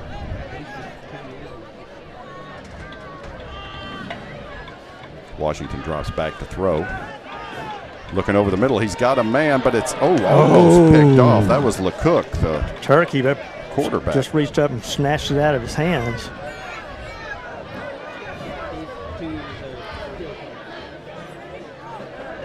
Yeah, LeCook is an athlete. Yes, he is. He's all over the field. 3rd and 17 now. Trips to the right. Twins left for Washington.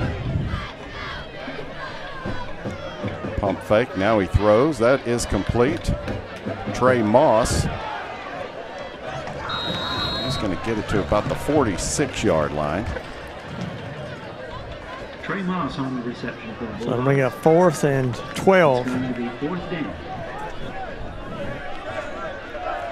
Bulldogs keeping the offense out there. Yep, 3:06 left here in the first quarter. Bulldogs up 13-zip. Okay, we got the clock on the screen is correct. Under 3 minutes now.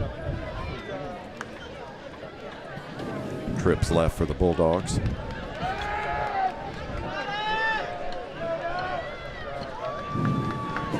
Washington looking to throw.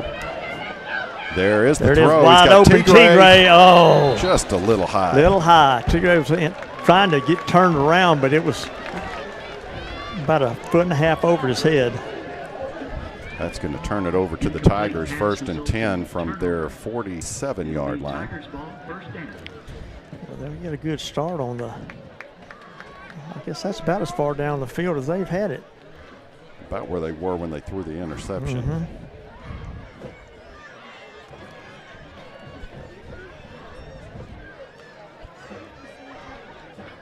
Good to see Tigray back out there.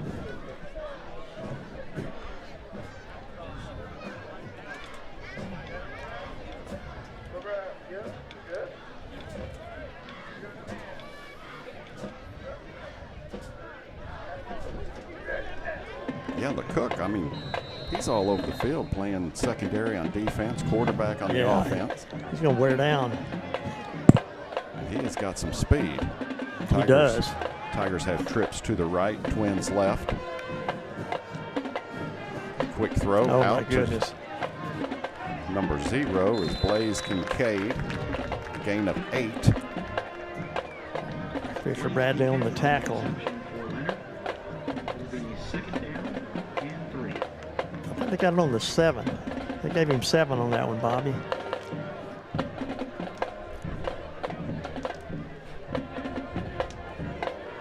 Second and 3 now for Leonard. Coming down to 2 minutes remaining in the first quarter.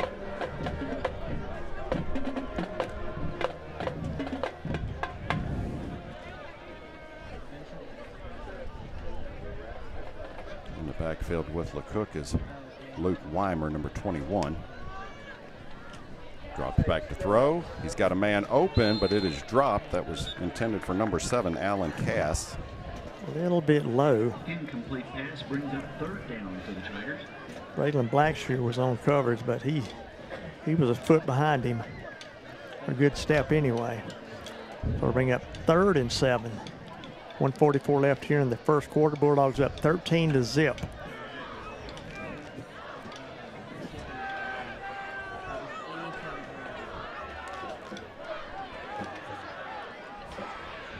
Trips on the left side. LeCook's going to take it up the middle himself. He's going to have enough for the first down. Man, he's a dog. Gain of 9 on the ground for LeCook. Fisher Bradley finally be able to bring him down.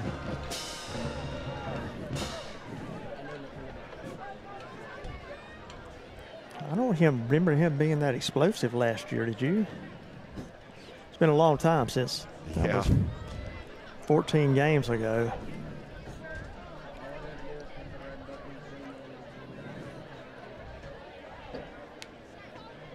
LeCook looking to throw. Here comes the pressure. He's got a man. It's almost intercepted. Tomlinson was putting the pressure on him, and that was Dale Brown, number 9, almost coming up with the INT. Brings up 2nd down.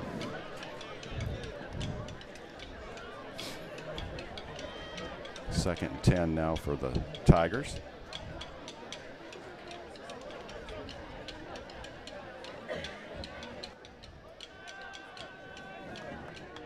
Most of the Tiger offense coming via the air.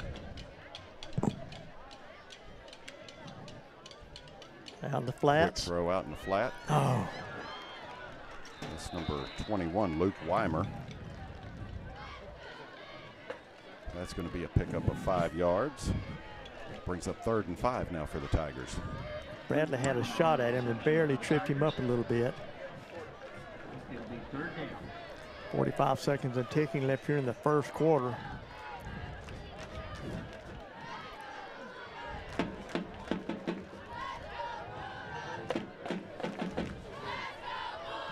Twins on each side for LeCook. Puts a man in motion. This one's going to be complete to number 8, Zaylin Summers.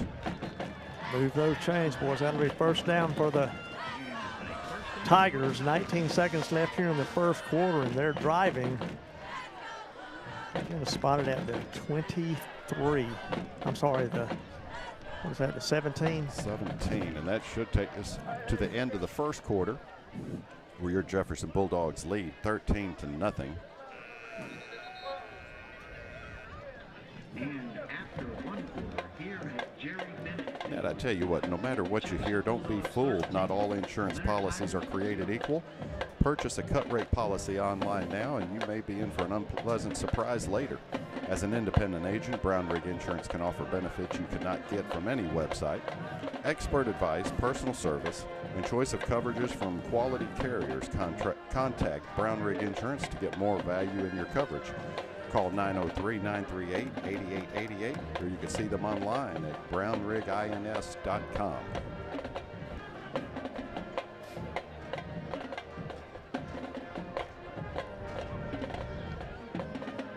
So we're going to flip the field here.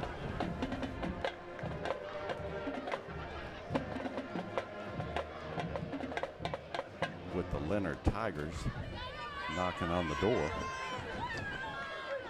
Ned, pretty impressive through the air. They are. LeCook has got a rocket of an arm. Just spreading the defense out and finding the open receiver. I want to say hello to James Long. Stephen was worried she might forget who he was. He said, tell you hello. That's his daddy, you know. Randolph's daddy. So here come the Tigers, 1st and 10. Bulldog 18-yard line. LeCook looking to throw once again. Quick throw out in the flat.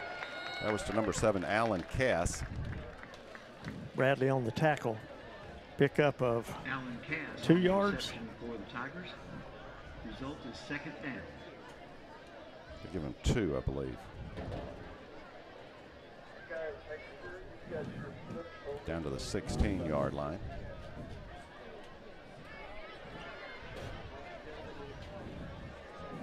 Tigers with twins on each side. In the backfield is number 21, Luke Weimer.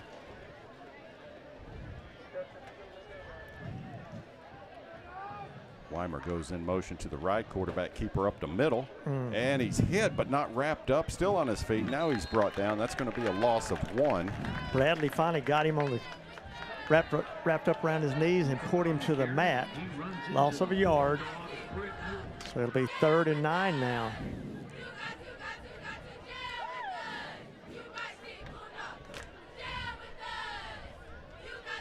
Bradley's been all over the field tonight.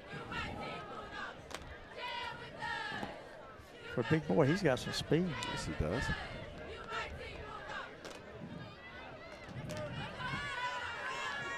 McCook has twins on each side. Looking to throw. Now he tucks it and runs. He's got some room. Sidesteps a defender, and he twists his way in for the touchdown. Goes 17 yards. So with 10:28 left in the first half, score is tightened up, 13-6, awaiting the PAT by the Leonard Tigers.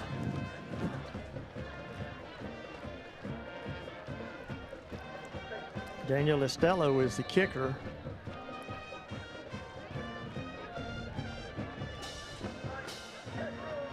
There's the snap. It's bobbled snap, and it's picked up by the Bulldogs. He could take this back, and I think he's going to take it all the way. That is number 27 for the Bulldogs, Aaron Bullard.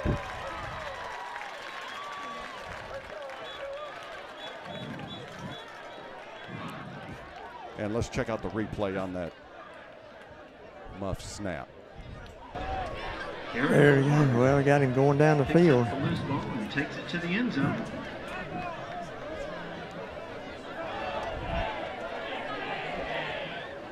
That is good for 2 points. So the score now is 15-6 with 10:28 left here in the first half. Bulldogs up by 9. The result of that play is a safety.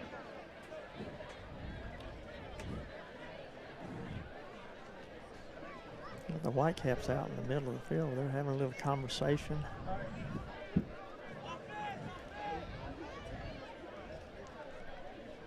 Yeah, that snap just kind of dribbled its way back there. We do have flags down up here. I see them right there at the 25 and 26-yard, 7-yard line. So let's see if this safety holds up.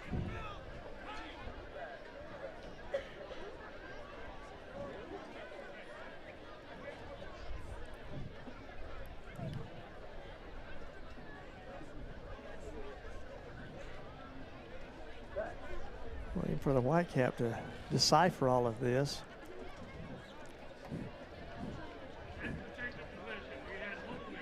Number 10, Jefferson. That penalty is accepted. By rule, there's no score. No score. No score. And what else did you say, Bobby? Hold him by the defense. Okay.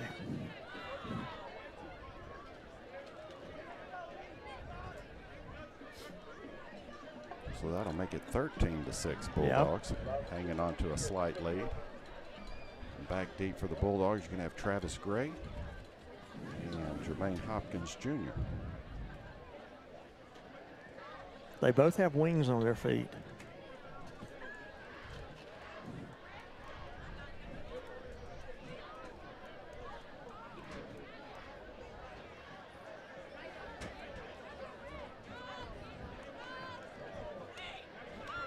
.28 remaining in the second quarter.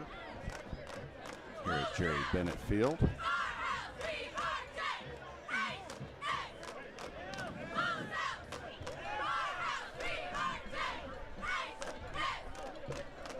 Zaylin Summers has it teed up for the Tigers.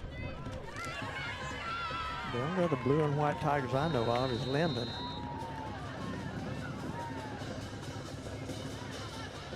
Here's the kick, deep kick down the middle. It's going to be Turkey on the reception. Up to the 20. Trying to get outside to the 25, to the 30. Takes a big hit. That'll draw the flag because that was out of bounds. That'll tack 15 onto that, won't it? Hopkins on the return for the Bulldogs. And Doug Thompson coming in with some scores. Let's see it. Newton is over West Orange Stark. I think that's 16-6. That's what it looks like. Wow. White Oak over Eustis 20-0. Spring Hill 19-0 over Sabine. And Pittsburgh is up over Liberty Ilo 10-0. Wow.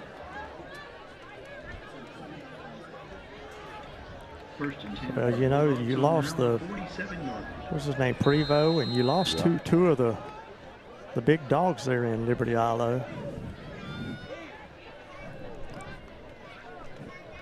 Washington hands off to Moss, trying the left side. Now we're going to cut up the middle.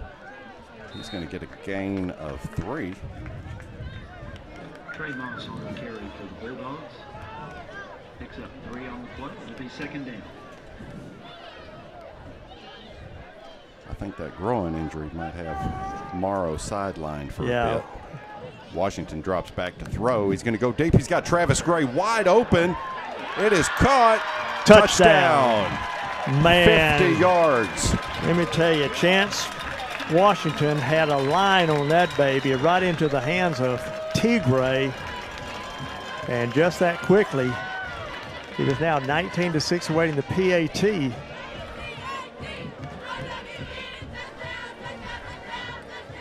Tigray was wide open. He was. He got some speed. He got, like I said, he's got wings on his feet. Ethan Maxwell awaiting the PAT. Knox Thomas and Israel Holder.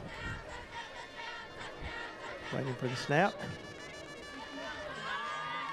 It is back, it is down, it is up, and it is good. That was it. 20-6 with 9:48 left here in the first half. Bulldogs pulling ahead of the Leonard Tigers. Do you have that where you can show it again? All right, let's watch this one again. Watch Tigray down here at the bottom. He just leaves him right there at the line of scrimmage. He got about 7 yards on him. Great throw and a great catch. Oh, I see green frisbees flying all over the place down there. Cheerleaders tossed them to the fans. Boy, that could take somebody out. I'm telling you. You're not paying attention. Whack. You might just get whacked in the head. Here they come, boy.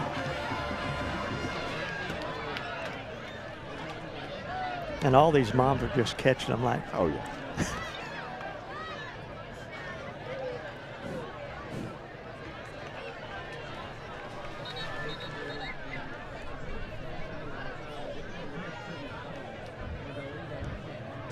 Bulldogs go up 20-6, 9:48 remaining in the second quarter. Back deep for the Tigers, Jacoby LeCook and Zaylin Summers. Ethan Maxwell has it teed up for the Dogs.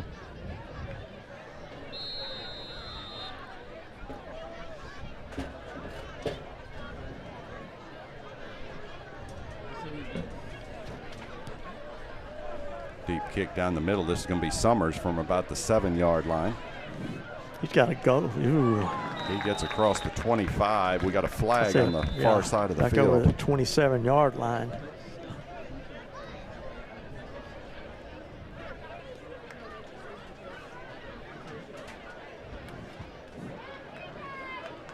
And you see whether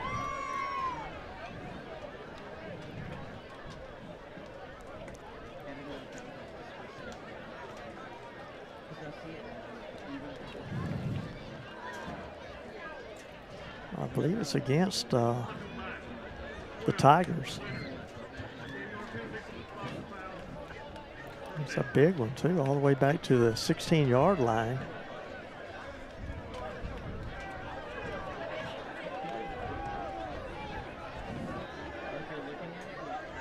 penalty on Sure the what it return. was for. Couldn't tell. Never saw a signal. Result, it'll be first down for the Tigers. Their own 17-yard.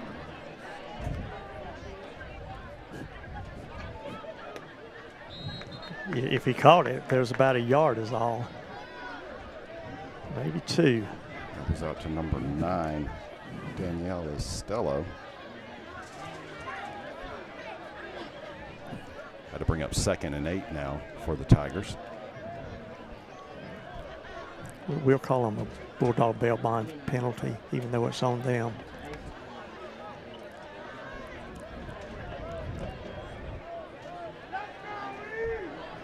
But Cook has twins out to the left, twins to the right. One in motion. Jet sweep around the left side is Summers. Across the 20 to the 25, 30. Trying to rip the ball out. He gets up to about the 37-yard line. Move those chains, a big run.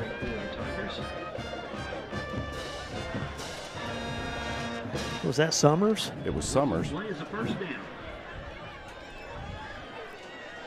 1st and 10 for the Tigers.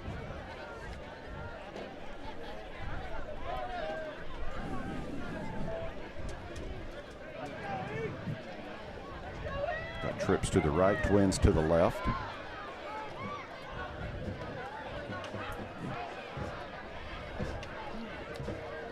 McCook's going to take it himself. Oh! This time he's met in the backfield. Number 56 that time went in there. That's DeCorian Blanton, and he just hit him like with a 2x4. Just slap happy. Second down and 14. Loss of 2.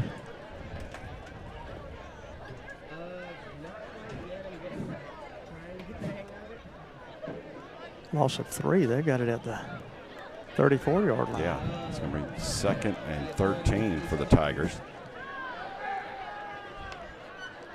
McCook looking to throw this time, and it is complete to Summers.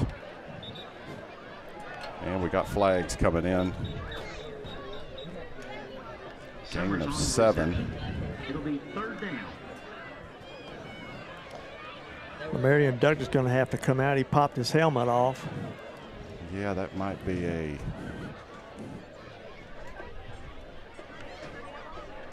targeting flag. He led with his helmet. Oh, man. Bulldog bail bonds penalty flag against the Bulldogs. 15-yarder. They're going to bring it inside the Bulldog territory down to the 44-yard line. It'll be 1st and 10 there for the Tigers. Yeah, it's a big one. 7:41 on the clock here in the first half. Empty back set for the Tigers. McCook going to, a little jump pass and bobbled, but incomplete. No. Yeah. He said it was no good. It'll be second down and 10. Trying to do a little Tim Tebow action there. 7:35 left here in the first half, and Bulldogs up 20-6. Tell you what, the Tigers are putting a fight on tonight. They're hanging in there. They are.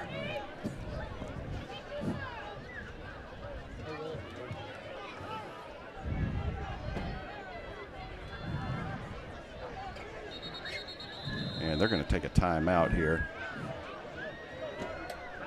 We'll talk about some things. Ned, when Mother Nature sends her hordes of pests and bugs at you, who are you going to call? Well, of course, Patterson Pest Control. Owned and operated by Marion County's own Sheila Kendrick.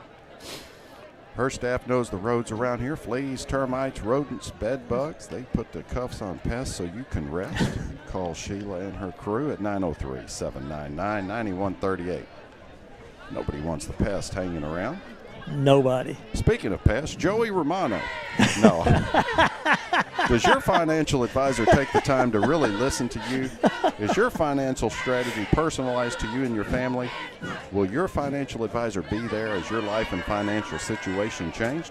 When you work with Joey Romano, your Jefferson Edward Jones financial advisor, he focuses on what's important to you. You'll work together and use an established process to create a personalized financial strategy backed by the advice, tools, and resources to help you reach your goals. And you could partner long-term to help your strategy stay on track. Just contact Joey today at 903-665-9965. Edward Jones, member SIPC. Joey's my boy. He knows that. All right, here come the Tigers. We've got 7:35 on the clock. Empty back set. LeCook, quick throw out in the flat. That is number 18, Late Reynolds. And they've got it marked at the 33-yard line. Well, he's just shredded the secondary. Reception for the Tigers. Result of the play is a first down. 7:29 left here in the first half, and Leonard trying to add some to their 6.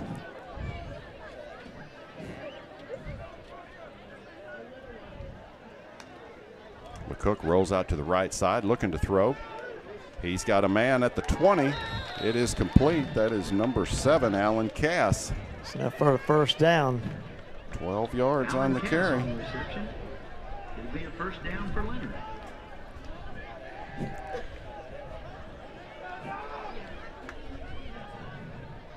"17 throws for LeCook in this first half. How many completions? 12 completions. Wow. He's getting it done through the air so far. We saw him warming up earlier. We knew he had an arm on him. Puts Weimer in motion, looks back. Little slip screen. Complete to number 8 is Zaylen Summers. He's good for about 6 yards. Zaylen Summers on Spotted at the 15. It'll be second down. 2nd and 4.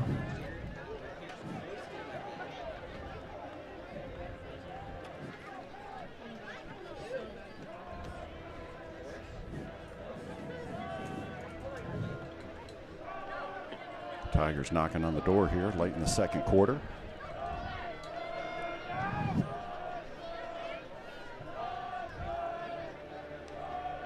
LeCook looking to throw once again. He's got a man on a slant route. Off the fingertips, goes incomplete. Incomplete pass. It'll be third down. Tyler McCurry on coverage that time. That was intended for Zaylen Summers. Just a little high. 3rd and 4. Ball's on the 15.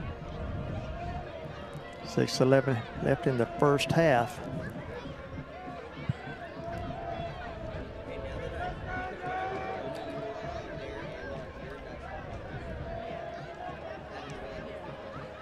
Cook looking to throw once again. Here comes the pressure. He rolls out of it.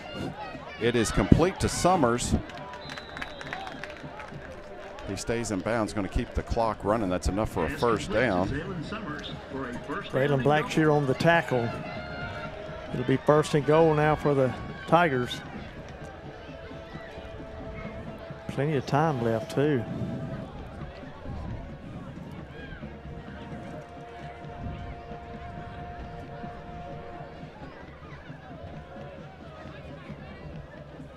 Ned need the D-line to step up here and keep the Tigers out before halftime. Don't need to give them any momentum.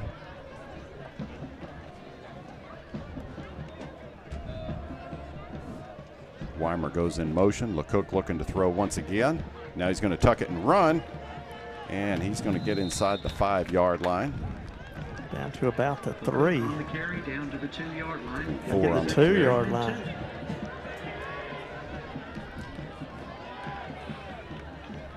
Second goal now for the Tigers.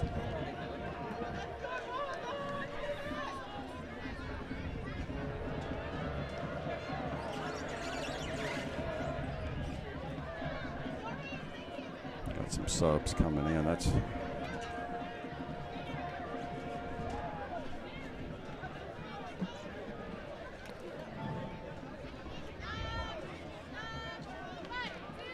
LeCook, quarterback keeper.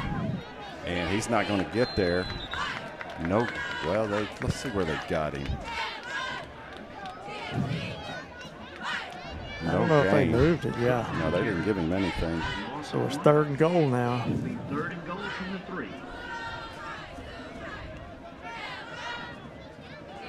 Clock still running, 4:25.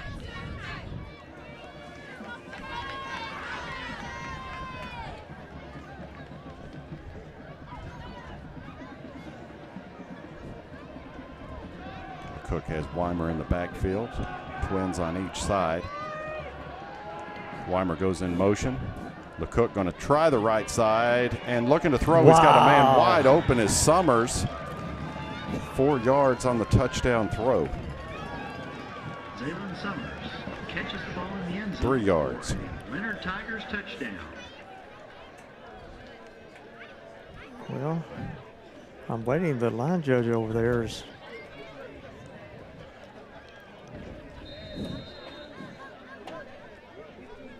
That's going to bring out number 9, Daniela Stello, for the PAT try. Oh, it's blocked. Picked up. He could go all the way. That's Maxwell. No, that's Fisher. I mean, Fisher. That's the 2 points that was taken off the board earlier.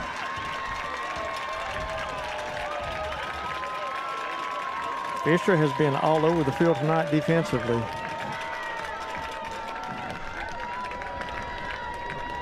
Four minutes left on the clock. Score 22-12 Bulldogs. You got that replay? 10 up on the Here comes the replay. Tigers. Let's see if he got it. Yeah, he blocks it and picks it up and takes it the distance.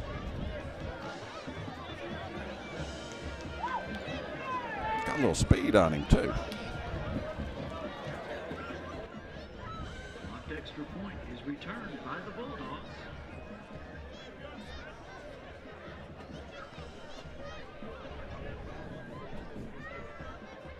So 22-12.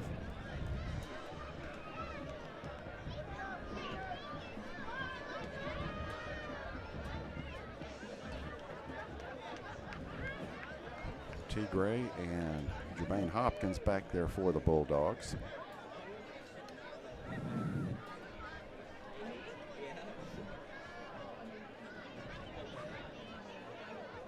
Should have been a safety for 2.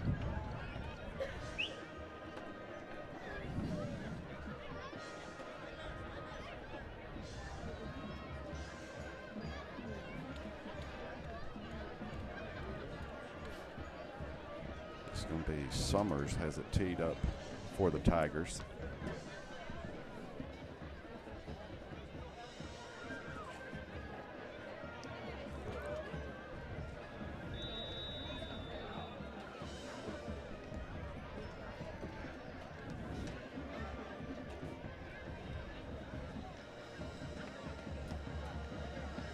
Here's the kick, high kick. That's going to be Tigray, I believe. Yep.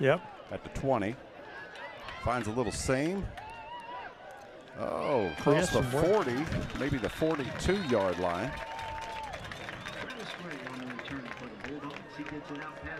Bulldogs will take over 1st and 10. 3:50 on the clock, leading 22-12. 1st and 10.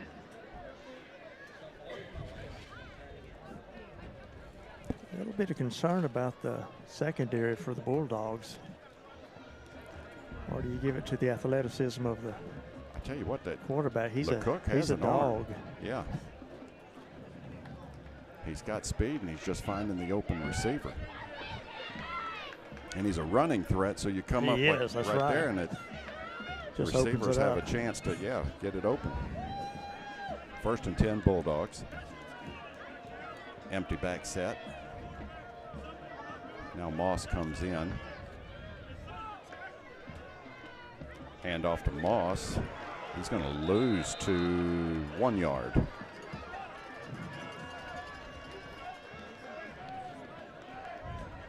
Bring up 2nd and 11 now for the Bulldogs.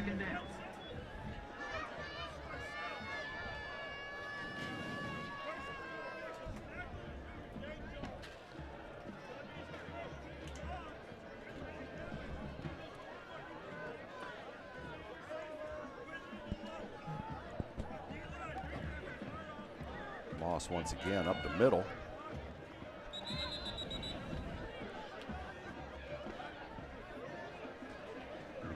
5 yards on that carry.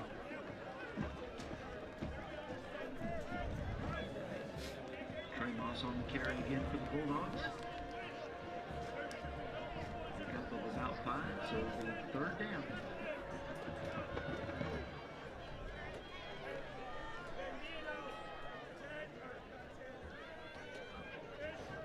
Third and a long 6. Washington looking to throw. Now he's going to take off across the 50, going to slide. He is right at the 1st down marker. I think he got it. Yeah, I think they said 1st down. Yep. Yeah, they're moving them. What's going on? 1st down brought to you by Riverside Bank of Jefferson. Move those chains. 2:25 left here in the 1st half. 22-12 is your score. Bulldogs up over the Tigers, but boy, the Tigers been fighting back. Washington keeper around the left side. He's got some open space. Dancing around, crosses the 40. I think he's going to be a little bit short. Yeah, he's going to pick up 8 on the carry. Chance Washington on the carry for the Bulldogs. Picks up 8.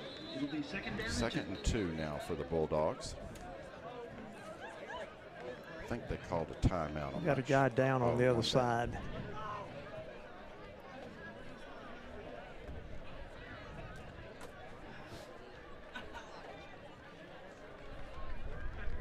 Well, Bulldog fans, if you've made a mistake and had a penalty flag thrown on you in the game of life, if so, call the guys at Bulldog Bail Bonds, locally owned and providing fast service. Credit is available. Call Ken or John at 903-665-1123 or 1-800-317-1123. Available 24 hours daily. Bulldog Bail Bonds, a proud supporter of Jefferson Bulldog football. Just call Country and tell him to come get you out of jail.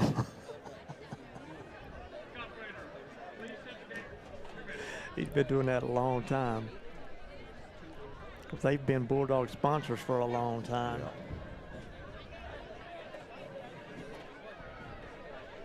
John Taylor's going to say, Ken, just go take care of it. Yeah.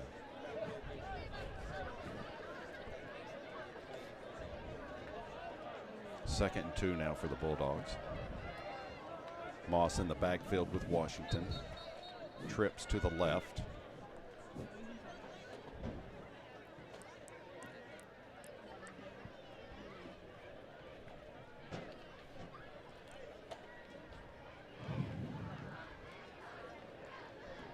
Sure what we're waiting on.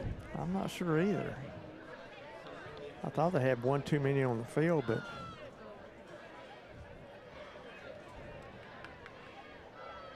now we're ready.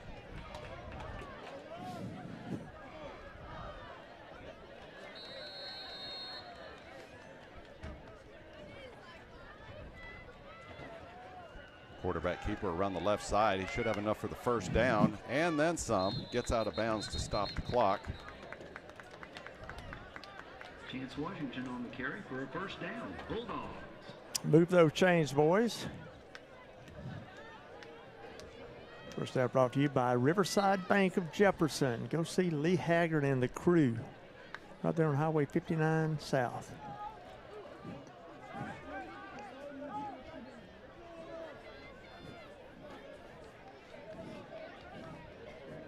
.138 and ticking on the clock.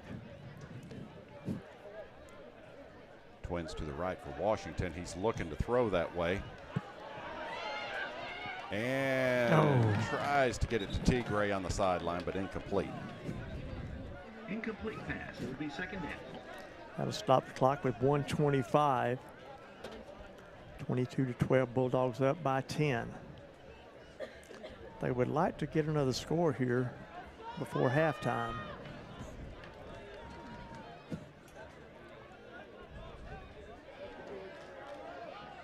Washington back to throw. Steps up. Now he's going to have to tuck it and run. Just about, what, 3 yards out of it? Maybe 4. He's going to get 4. 1:06 left on the clock, 3rd and 6.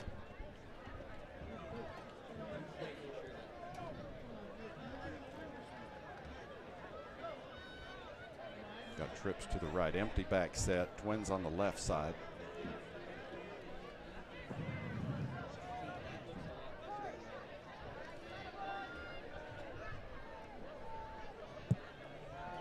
Washington tucks it and runs up the middle. Got the first He's got down. enough. That'll stop the clock at 33.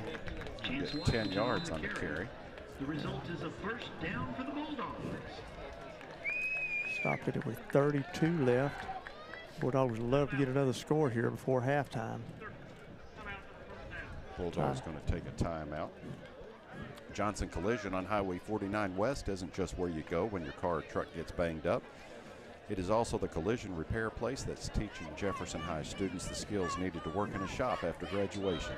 A hands-on education and attention to detail when they repair your ride. Call them to learn more at 903-665-2233 right here in Jefferson. And the next time you have an outside project or are planning a big event, be sure to prepare for all your needs. The folks at Porta John are happy to fix you up with all the outdoor conveniences anytime you need them. Porta John has everything from simple portable restrooms to handicapped accessible facilities and hand wash stations. They can even provide air-conditioned or heated restroom trailers for you. Give them a call at 903-665-7449.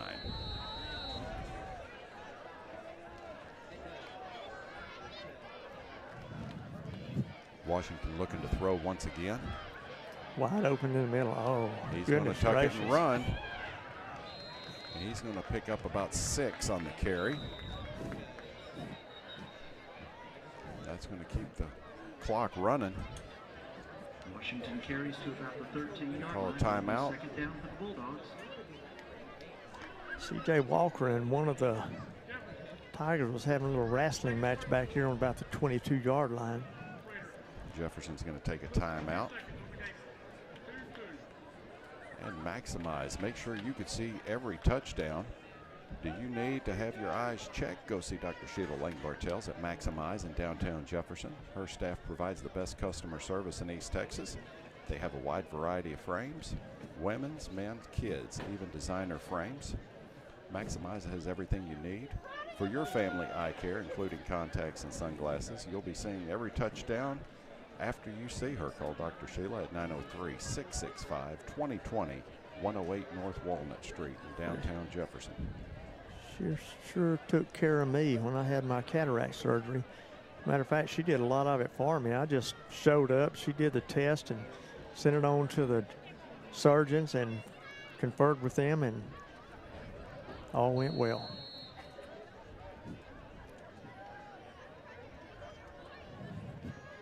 Second and 6, Washington looking to throw.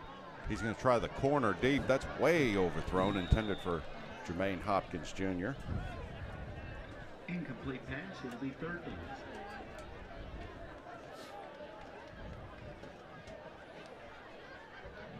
Brings up 3rd and 6 now for the Bulldogs. 16 ticks left on the clock. Or no, that's 4th down. 4th and 6. What about a field goal? Maxwell, is that it? That's in his range, but they're going to keep the offense out there. No, now they've got it at 3rd down. Washington sidesteps. He could get in, and he does. Got it. Chance Washington. I believe that'll be the first rushing touchdown in his quarterback career.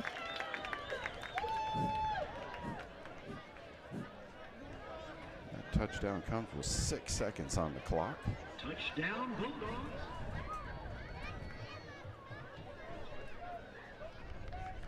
Well, I'm still waiting for him to. There it is. It's on the clock. It's official now. 28-12. Maxwell with the attempt. The kick is up. It is good. And with 6 seconds left here in the first half, Bulldogs will be at 29-12 over the Leonard Tigers. With 6 seconds left in the second quarter here at Jerry Bennett Field, the score is Jefferson Bulldogs 29, Leonard Tigers 12. So Chance Washington gets a little pressure, tucks and runs, finds the open space for the Bulldog touchdown right before halftime. Bobby, we're going to have to ask Ty Taylor, what is the basketball goal doing down there? I've not seen that before. I'm not sure.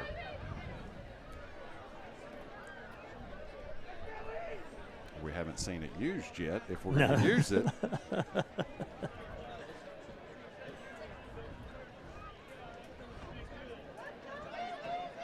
So 6 seconds on the clock right before halftime. Might be just enough for a run back.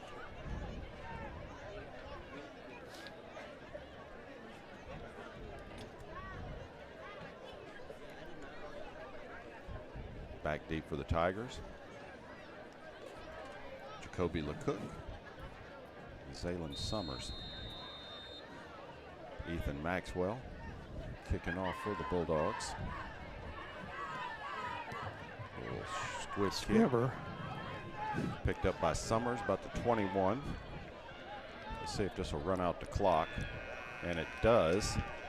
Gets it across the 30, so we're going to take it into halftime, the first halftime of the year. Your Jefferson Bulldogs 29, visiting Leonard Tigers 12. I'm going to add up some stats real quick. We're going to go to a quick commercial break, run the loop, John, and we'll be back here in just a second.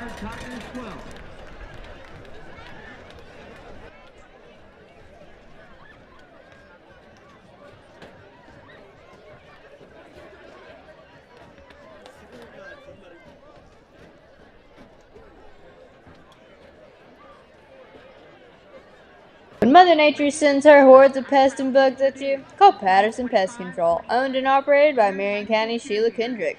Sheila's pesticide business has grown to cover 17 East Texas counties, but her sales and technician staff know the roads around here. Termites, bedbugs, fleas, rodents, ew. They put the cuffs on pests so you can rest. Call 903-799-9138. Have you made a mistake and had a penalty flag thrown on you in a game of life? If so, call the guys at Bulldog Bell Bonds. We are locally owned and you get fast service. Credit is available. Call Ken and John at 903-665-1123 or at 800-317-1123. Available 24 hours daily. Bulldog Bell Bonds is a proud supporter of Jefferson Bulldog football. We will be there to help every time that penalty flag is thrown.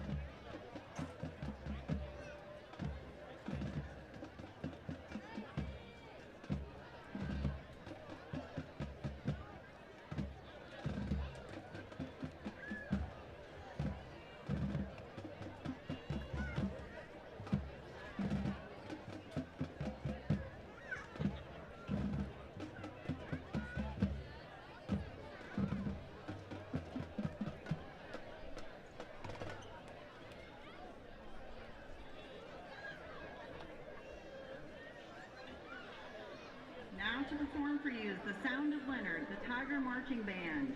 Scott Johnson and Shelby Munn are the band directors. Elizabeth Kidd is our color guard instructor. Tonight we present from our contest show, Blue, a celebration of the color and all it represents. Our first movement is an original fanfare, Cobalt, the strength of the color blue. Our second movement is Blues in the Night, the depth of the color blue. Our drum major is Haley Green. Color guard captain is Brooklyn Pitkin. The drumline captain is Danielle Fagan. The woodwind captains are Joel Davis and Oliver Barton. The brass captains are Ethan Mitchell and Bella Mullins.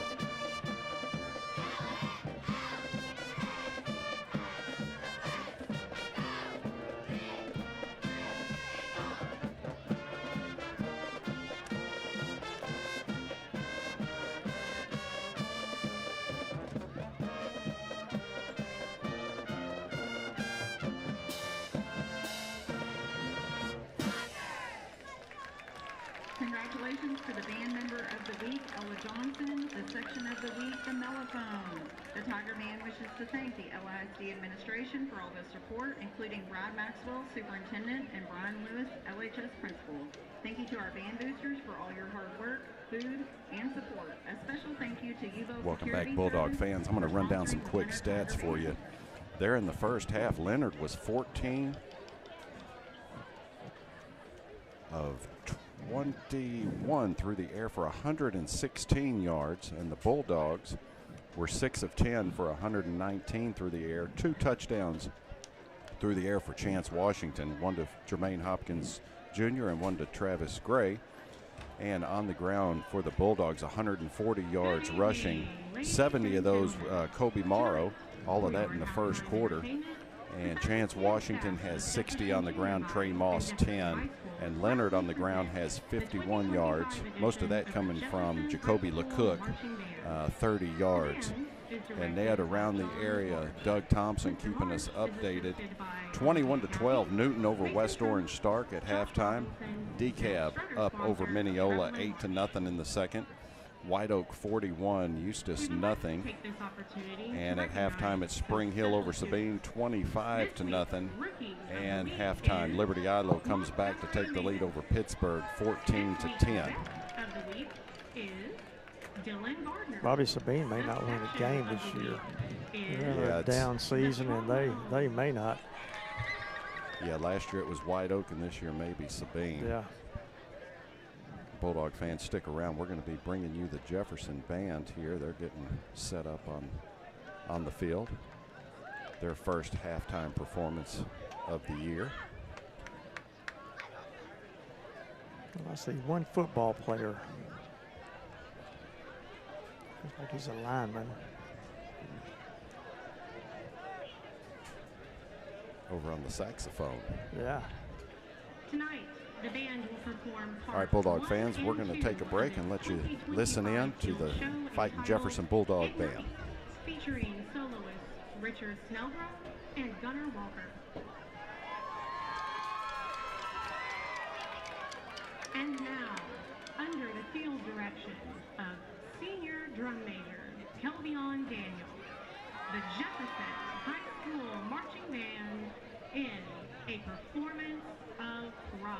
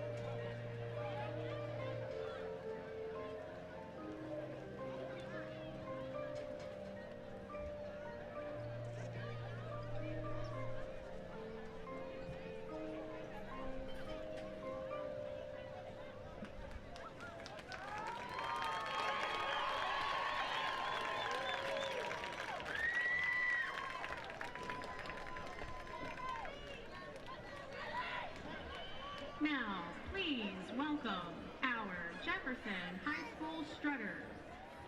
The strutter of the week is Kayla Thomas. The strutters will perform to Lava Chicken.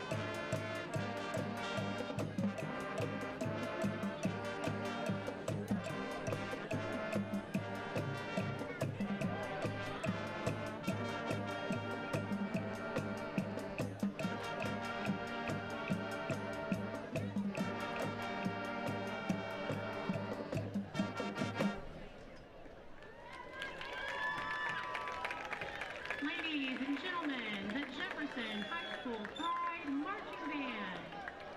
The band would like to take this opportunity to thank Michael Walker, Jefferson ISD Superintendent, Joel Wyndham, Jefferson High School Principal, Courtney Braddock, Jefferson Junior High School Principal, the Jefferson ISD School Board, the Jefferson Band Boosters, and you for your attention. Good evening and enjoy the game.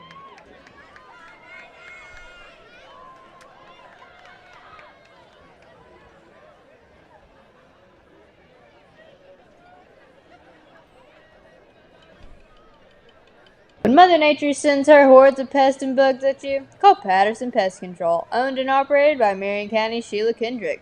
Sheila's pesticide business has grown to cover 17 East Texas counties, but her sales and technician staff know the roads around here. Termites, bedbugs, fleas, rodents, ew. They put the cuffs on pests so you can rest. Call 903-799-9138. Have you made a mistake and had a penalty flag thrown on you in a game of life? If so, call the guys at Bulldog Bail Bonds. We are locally owned and you get fast service. Credit is available. Call Ken and John at 903-665-1123 or at 800-317-1123. Available 24 hours daily. Bulldog Bail Bonds is a proud supporter of Jefferson Bulldog football. We will be there to help every time that penalty flag is thrown.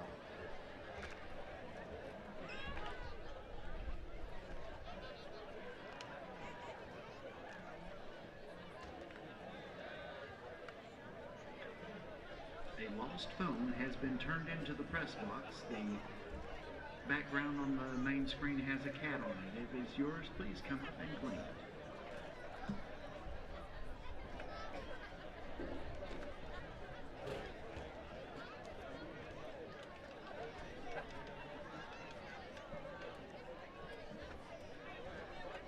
No matter what you hear, Don't be fooled. Not all insurance policies are created equal. Purchase a cut-rate policy online now, and you may be in for an unpleasant surprise later. As an independent agent, I can offer benefits you can't get from any website. Expert advice and counseling, personal services, and a choice of coverage from quality carriers like Central Insurance. Contact us at Brown Rig Insurance Agency so we can bring more value to your coverage. Call 903-938-8888 or find us online, www.brownrigins.com. Johnson Collision. Johnson Collision on Highway 49 West isn't just where you go when your car or truck gets banged up. It's also the collision repair place that's teaching Jefferson High School students the skills needed to work in the shop after graduation. A hands-on education and attention to detail when they repair your ride. Call them to learn more at 903-665-2233 in Jefferson. Porta-John. The next time you have an outside project or are planning a big event, be sure to prepare for all your needs. The folks at Porta-John are happy to fix you up with outdoor conveniences anytime you need them. Porta-John has everything from simple portable restrooms to handicapped accessible facilities and hand wash stations. They can even provide air-conditioned or heated restroom trailers for your next big event. Give them a call at 903-665-7449 or go online at portajohn.com. Porta-John, where service makes the difference. Porta-John proudly supports the Bulldogs and the JHS Strutters. Hometown banking. It's the kind of business where you work with your neighbors. Neighbors like you find at Riverside Bank of Jefferson. Lee Haggard and his staff return the kind of service your parents and grandparents remember with all the features of the 21st Century Bank. Visit the bank at 371 South Walcott. Riverside Bank of Jefferson, a division of First National Bank Trinity, is an equal housing lender and a member of the FDIC. A game without a crowd is just a scrimmage. A performance without an audience is just a rehearsal. Without your presence, high school sports and the performing arts aren't possible. Ensure that these essential extracurricular activities continue to enrich the lives of students in Texas. Purchase a ticket to your local high school's game or performance. This message presented by the UIL.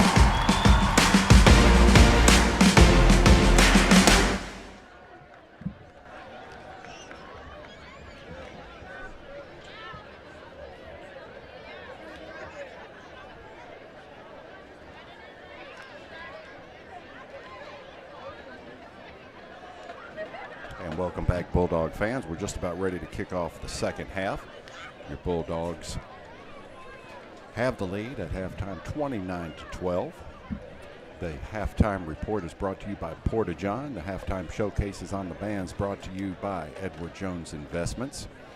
Once again, we want to thank everybody helping out with this broadcast tonight. Jay Patrick, John Attaway, Greg Ingraham, and the students helping out tonight are Ezra Phillips, Zach Phillips, Aiden Corbett, Eli Lightfoot, and Zoe Hitchcock.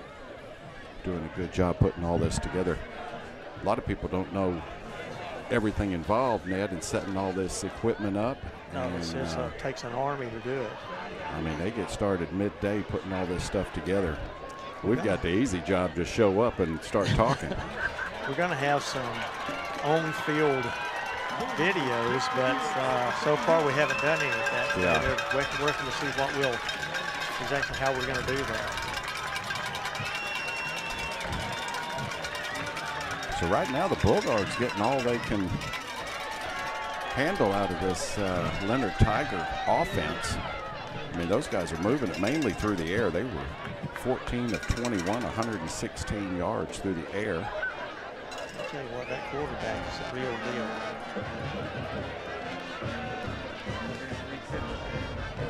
They've got to be feeling pretty good. They scored 12 points, but yep. A little shout out to Hollis Shadden, H&S Studio. He's working with us to get the plaques this year. Offense and defense, we'll have them all presented at all the pep rallies, just like we haven't done in the past. And he's working with, he has a shot right downtown Jefferson, and go by and see him. I can't Well, you're going to have to miss a couple of days of work to come do the practice. We'll do it.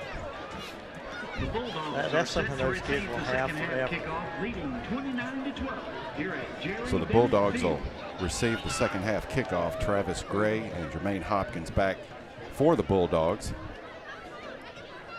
And kicking off for the Tigers is number 9. Daniel Ostello.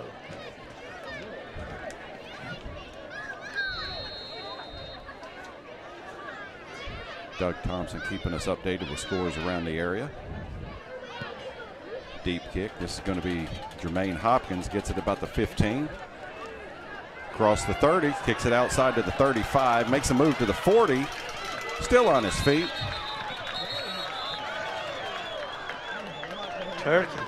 Turkey gets it up to about the 47-yard where it'll be 1st and 10 Jefferson.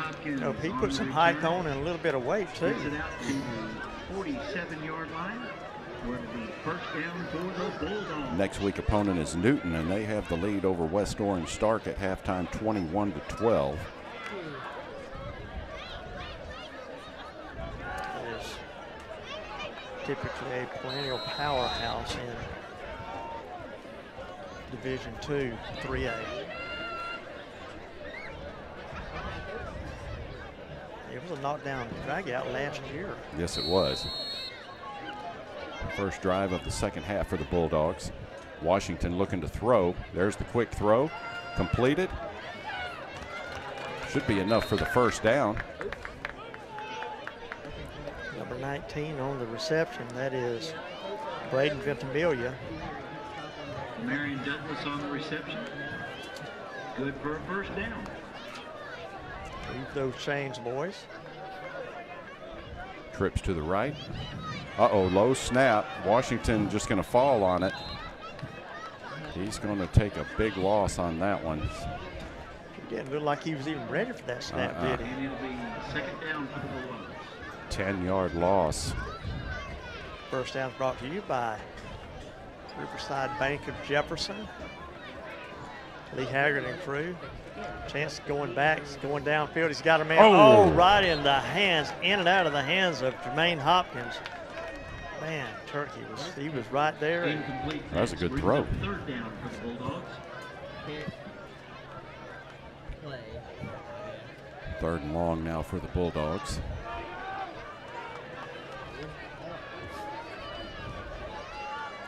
Kobe Morrow's back in at running back for the Bulldogs.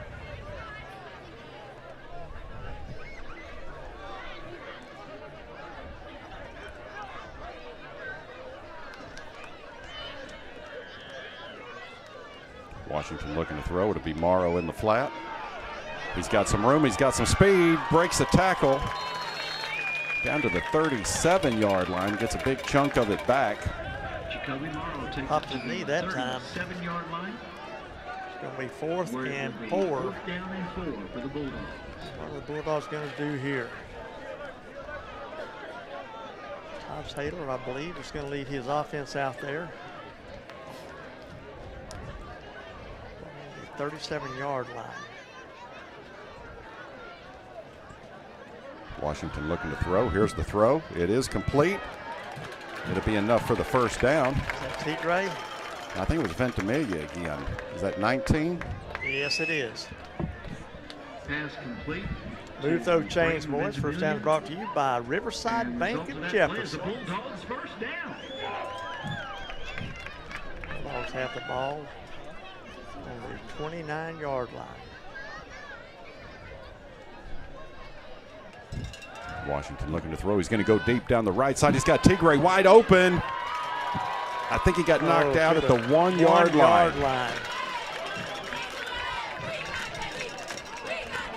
28-yard pass. Reception complete to Washington to Travis Gray.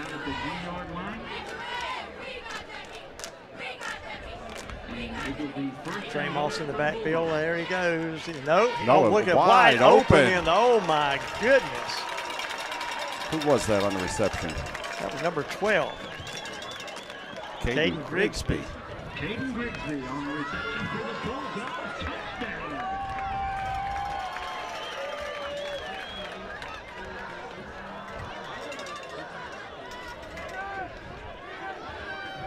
9:29 on the Tell you clock. what, Bobby, nobody was within Nobody's seen him. 20 yards of him. 35-12, 9:29 left here in the third quarter. Bulldogs lighting it up now. Ethan Maxwell for the PAT. Kick is up, and it is good. It's good. 36-12 with 9:29 left here in the third quarter. And that was a maximized touchdown. 9 minutes. You know, Bobby, there was some concern about third quarter here at Jerry Bennett Field. Jefferson Bulldogs 36. Washington throwing the ball downfield. He's done a great job. Let's watch this once again. Bulldogs were moving quick down to the 1 yard line. And nobody picks him up. There's nobody over there. I guess he's out on the side. You can see the shadow. Yeah. Look, he's just wide open. Yeah, nobody picked him up. Nobody. And the coaches, they're on their side of the field. Nobody, yeah.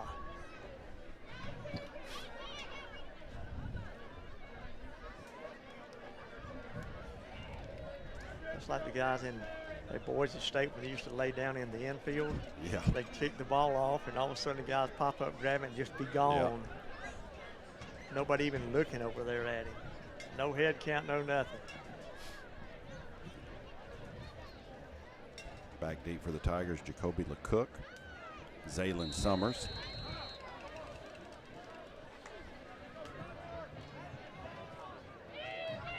Here comes the kick by Maxwell down the right side. This fair catch called for. Number 21 is Luke Weimer. They'll have it marked at the 20, 22, 23. Fair catch. Wait for the spot. I think it's 22, 1st and 10 for the Tigers. Oh, they moved it up to the 25-yard line. Sure did. Yeah, they were sitting back there and just moved it forward. All right, let's see. We have see what Coach Morales does on defense now. 1st and 10 Tigers. Empty back set.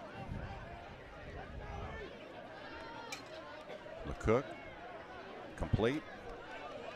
Across the 30. It's number 18, Lath Reynolds. Bobby, that may be the best quarterback we've seen in a while. Lath Reynolds on the reception for the Tigers. He picks up the first down.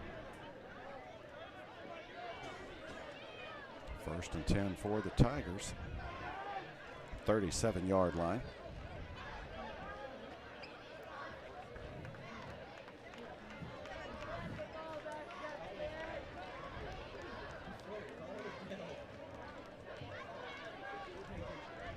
He's had plenty of time to throw the ball, too. And there's the pressure. Thor coming in. I watched him. He slid over, a little slide, and he came back up, and there was no one there to block him, and he just blitzed him. Loss of about 7.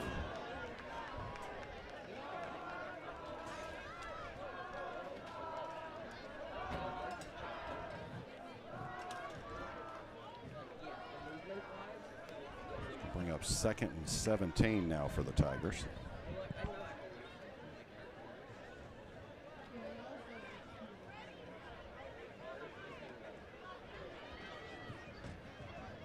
Got trips to the right side. LeCook under pressure once again. Middle screen. It is complete across the 40, up to the 45. That was complete to number 21, Luke Weimer. Luke Weimer on reception for the Tigers. He gets 15 of it back. 45-yard line will be 3rd down 2.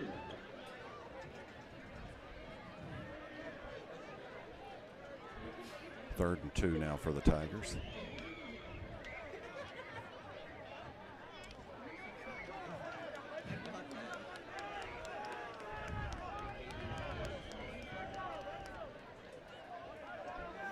Empty backfield once again. Here comes the pressure. Oh, he's going to keep he gets around it, quarterback keeper.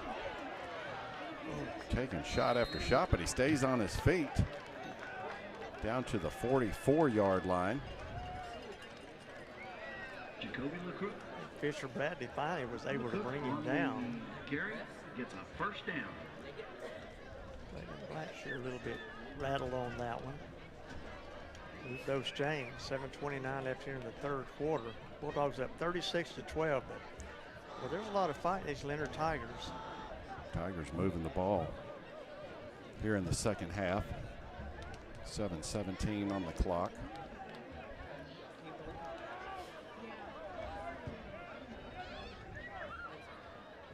Weimer goes in motion. Here comes the pressure up the middle. He gets the throw off, but it's incomplete. Incomplete pass. Yeah, Dale Brown was all over him back there, forcing to push it downfield, not able to find a receiver.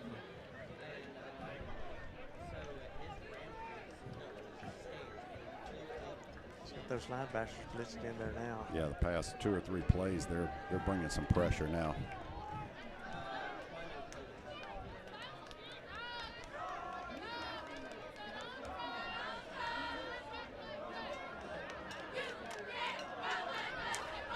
Second and 10. They're sure taking their time, aren't they? We Locked got down to 3, 2, 1. That should have been a he flag. barely did have it. McCook is looking to throw here. He's got the pressure coming. Here's the toss. Oh, big hit. Whoa. Incomplete, and that's going to draw the flag. You know, Bobby, it was almost mashed in between. Incomplete pass, penalty on the play. Got 2 flags down.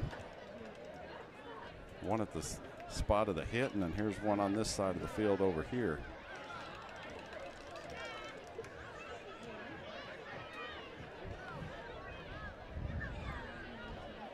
He is still down across the field near the sideline. It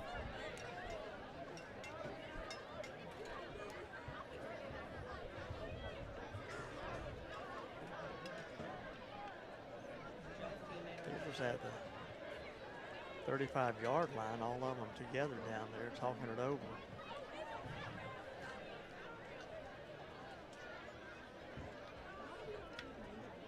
Sitting up, that's number 21. That's, Luke Weimer. He's back on his feet now.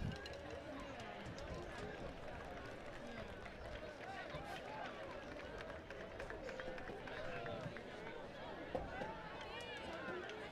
waiting for the call. We may have 2 separate penalties.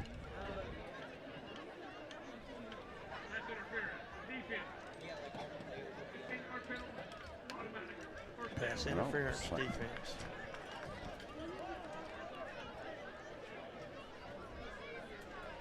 So that'll be an automatic first for the Tigers. Yep. Ball's at the 29-yard line. Cell phone has been turned into the press box. It has a cat on the background screen.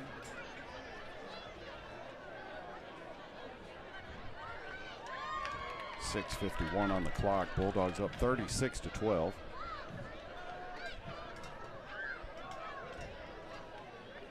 Trips to the left for LeCook.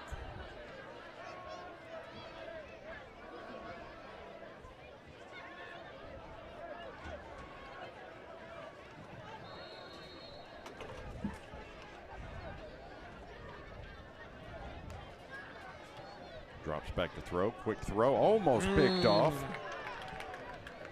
That one goes incomplete.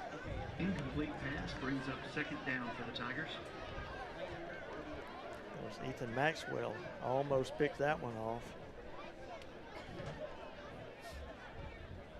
We got second and 10, 6:48 left here in the third quarter. 36-12, Jefferson over Leonard.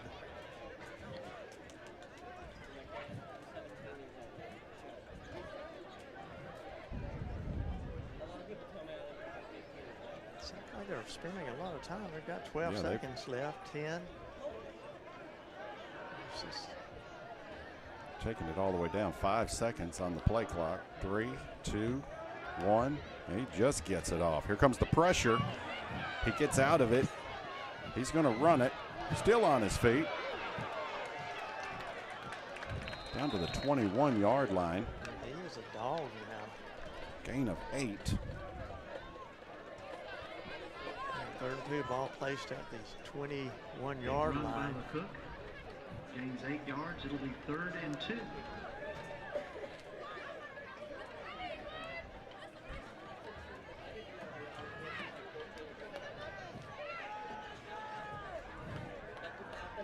Running out of fresh legs.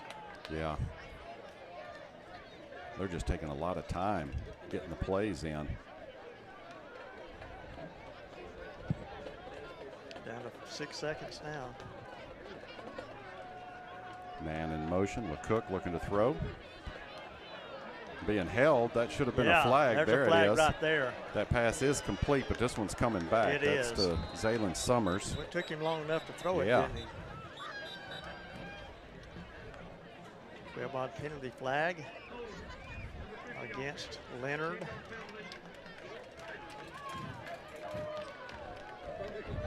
Only way to stop the pressure is to hold them up. And the old D lineman was that, you know, you can see he was like preaching he's swimming, it for him, yeah. trying to get to the surface. But come on, Blue, help me out here. That's going to bring up 3rd and 12 now for the Tigers. Ball spotted at the 31.5.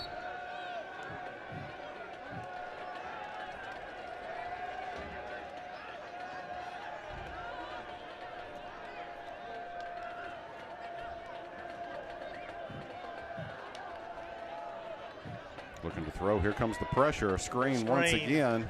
That's Weimer. They just shoved him into it. Yeah. The 2 defenders shoved him into the receiver. He's going to lose a yard on that one. Brings up 4th and long now for the Tigers.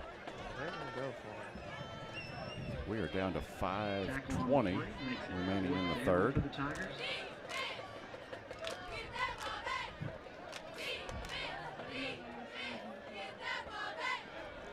Some of these guys on Leonard got to be gassed. Yeah, most of them going both ways, yeah. McCook looking to throw. Here comes the pressure, and they've got him. That time. They've got him That at the was 38. Thor brought that hammer down. On the sack. Bulldogs will take over at their 38-yard line. It'll be 1st and 10. So it is a turnover. Bulldogs ball, 1st down. That may be the page that shuts the book on them. This second half is being brought to you tonight by Patterson Pest Patrol. Go see Sheila. She'll fix you up. That's Deke's daughter, you know. Yep. 1st and 10 Bulldogs taking over at their own 38-yard line.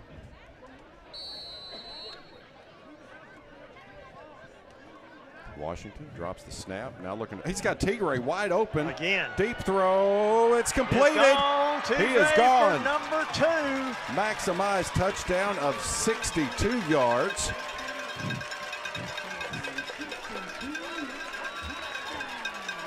Tigray now runs his defender and just walks it into the end zone.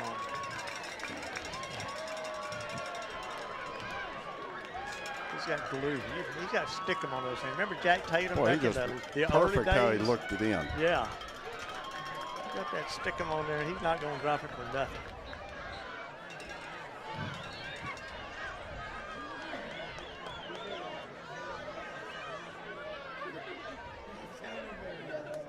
Tigray's going to be one of them guys these colleges going to have him on the radar. He's got the speed. He's got the hands. The athletic ability. Yes. And a heck of a basketball player. Maxwell's PAT is good.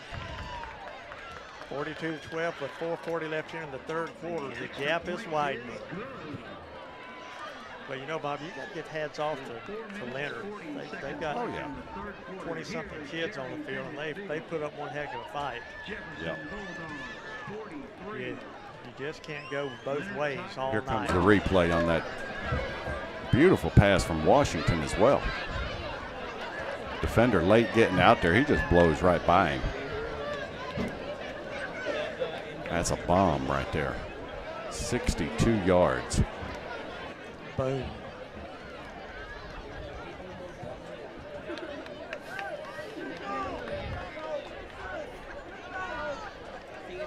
Ezra Phillips over there on the controls. You can't hear us. He's got his headphones on. He's working hard.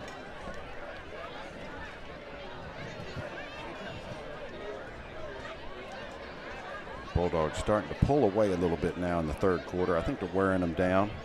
Like you said, most of these guys going both ways for Leonard.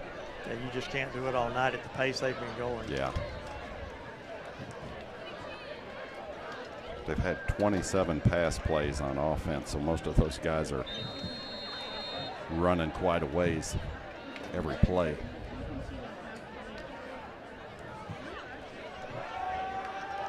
Maxwell with the kick. This is going to go to Summers at about the 8-yard line.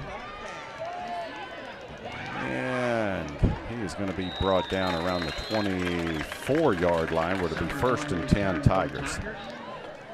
4:22 remaining in the third quarter. 24-yard line, where it's going to be 1st down and 10 for the Tigers.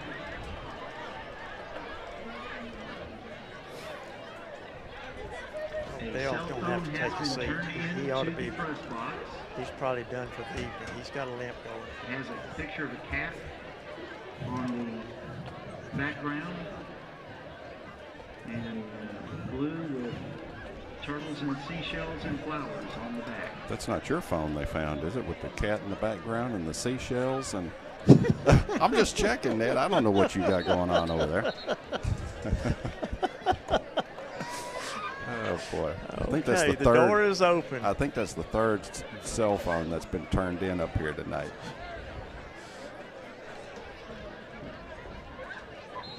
All right, here we go. Back to the action.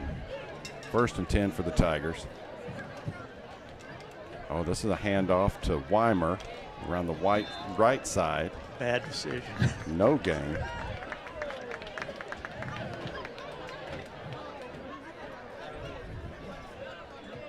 No gain on the carry for Weimer. 2nd and 10 for the Tigers. Tigers 2nd down and 10.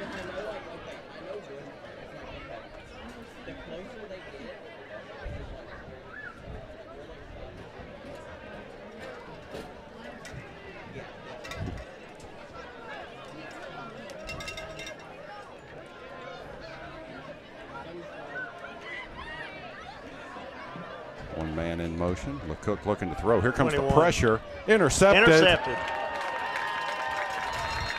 Who is that masked man? That was Tomlinson. Thor. He's got glue on his fingers too. So that'll be 1st and 10 for the Bulldogs. Oh, there we go. Thor comes in, they toss the ball up, and boom, into the goal. There you go. We asked what it was for, now you know. Oh, it looks like West Orange Stark has taken the lead over Newton in the third, 25-24. Spring Hill still 25-6 over Sabine. And Pittsburgh goes back on top of Liberty Ilo 19-14 in the third. DeKalb is up over Mineola 28-7, and White Oak rolling over Eustis 41-0.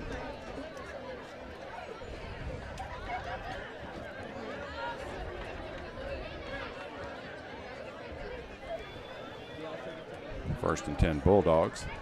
Handoff. 15. Trey Moss. He got 4 on the carry. He just kind of glides through there. Trey Moss on the carry for the Bulldogs. It'll be 2nd down. Jacoby Morrow, he stomps down the field.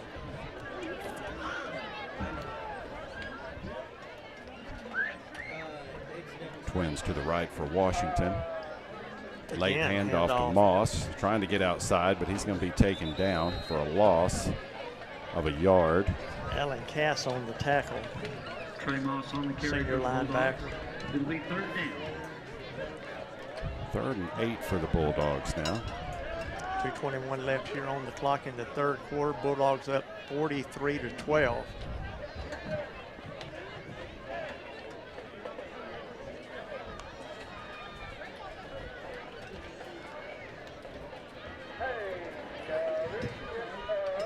Twins to the right. Washington drops back to throw. And tucks it and runs.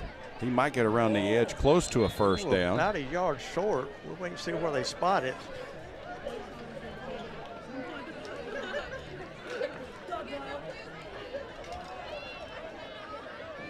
He's going to be a couple yards short. 15-2 short. That brings up 4th and 2. 4th and a long 2. Washington to Moss. He's going to have the first. Oh, runs over a defender. Trey Moss on the carry for the Bulldogs. Treated that defender rudely.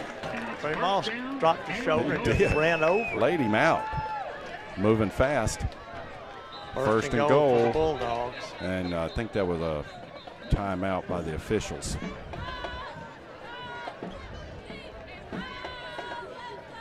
Coach Reeves is not happy.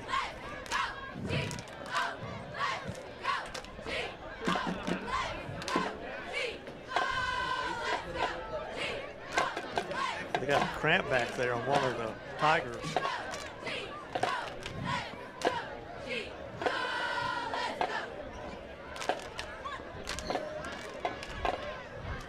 Yeah, he's still down. Yeah, Bobby, you know what that feels like. That's the rough. Worst feeling in the world. I tell you what, when you're asleep in the bed, out of And nowhere, you wake up. that's got to be the worst. You just lock up. Yeah. It's like, am I dreaming or what's going on here? And I don't know about you, but I immediately want to get up and try to walk. Yep. And it doesn't happen. No.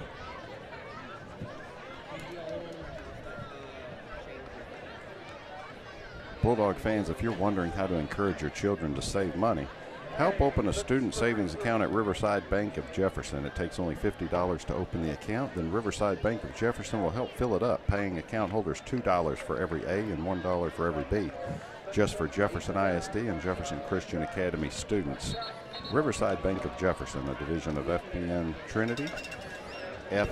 Trinity, an equal housing lender and member FDIC.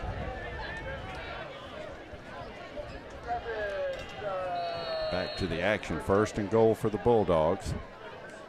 Washington, That's the right. slant route, Oh, and yeah, that's complete for the touchdown. Boom. Caden Grigsby, touchdown. He's just a sophomore, Charlie. He's been on quite a few plays tonight. 49 seconds in the third. Touchdown, Bulldogs.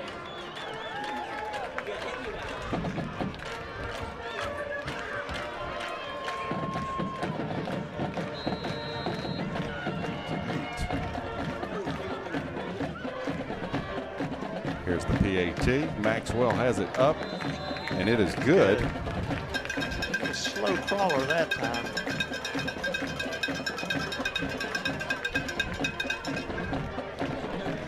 What is the updated score?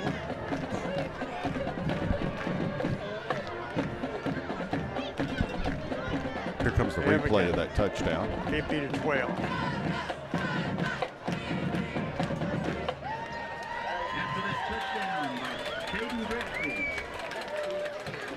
Little slant route. Perfect throw by Washington. I'm telling you, Washington's been on point all night. Leonard Tigers 12. 50-12 with 49 seconds left here in the third quarter.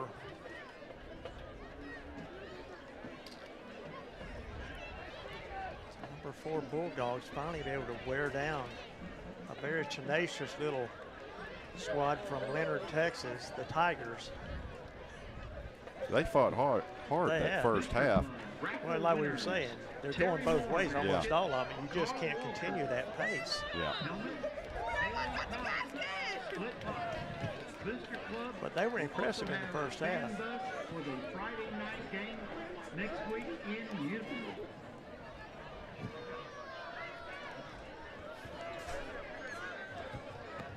be LeCook and Summers back deep for the Tigers.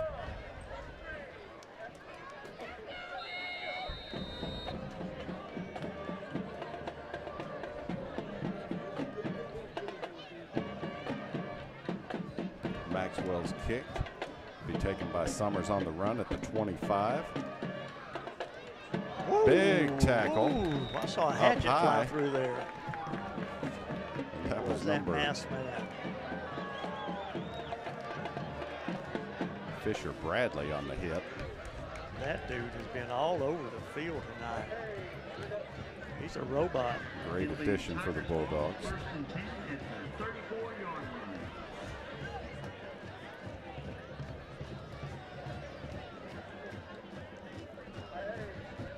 He has talents that won't be revealed until later in the season. We'll leave it at that.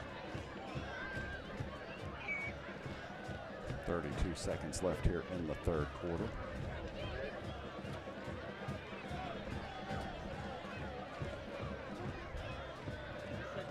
First and 10, Tigers. This is one of those teams you want to pull some of your starters out, but you don't dare. Yeah. McCook hands off up the middle. Oh, nasty wound. Luke Weimer on the carry. A heap of humanity out there flying around. He's going to lose a yard. 10 seconds the counter. They're going to let the clock run out on this one. 5, 4, 3, 2, 1, boom.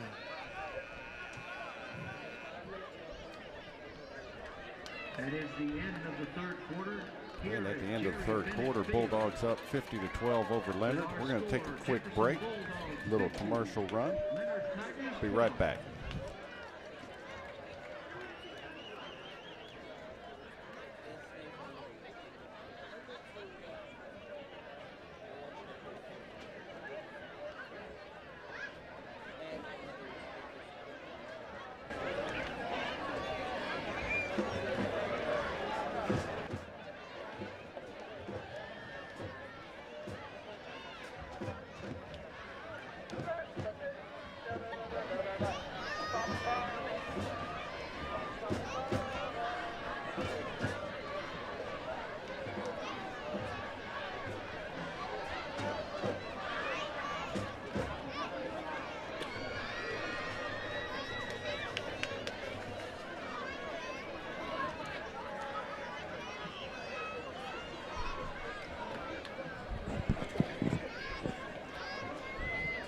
So this is going to be 2nd and 11 now for the Tigers as we flip the field.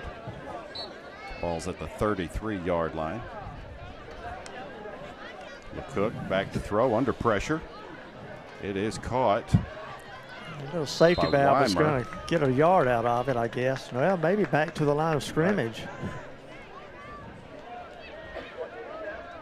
Yeah, he got back to the line of scrimmage, and that's it. No gain. Screen pass results in no gain for the Tigers. It'll be 3rd and 10.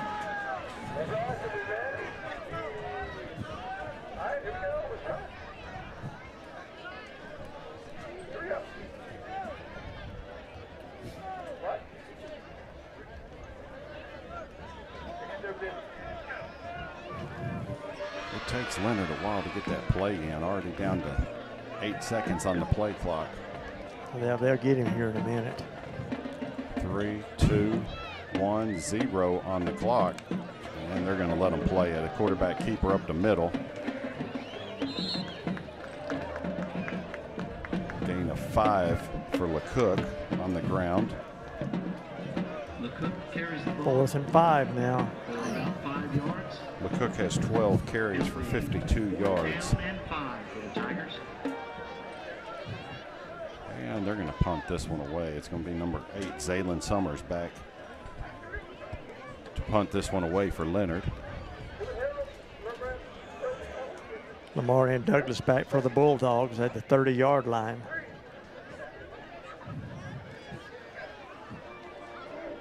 Got some names we're having to learn.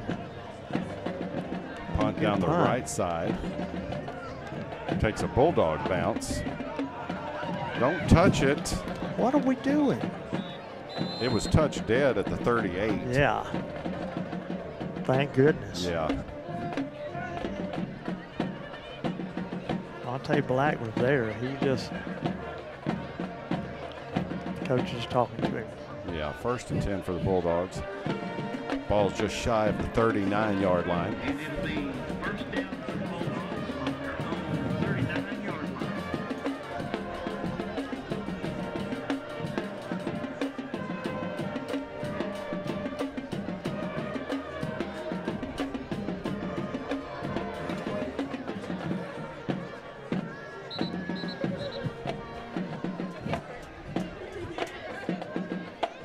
Once again, big thanks to all our sponsors tonight: Riverside Bank, Edward Jones Investments, Patterson Pest Patrol, Maximize, Bulldog Bail Bonds, Porta John, and Johnson Collision. 1st and 10 Bulldogs. Twins to the right. Washington hands off to Moss up the middle. Bouncing around. 5 yards on the carry for Moss. Carries for 5 yards. It'll be 2nd and 5 for the He's got 8 carries for 24 yards so far.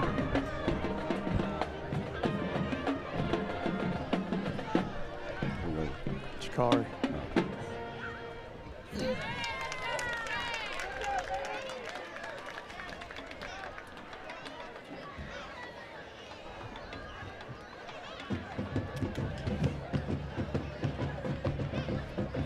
Twins to the right for Washington.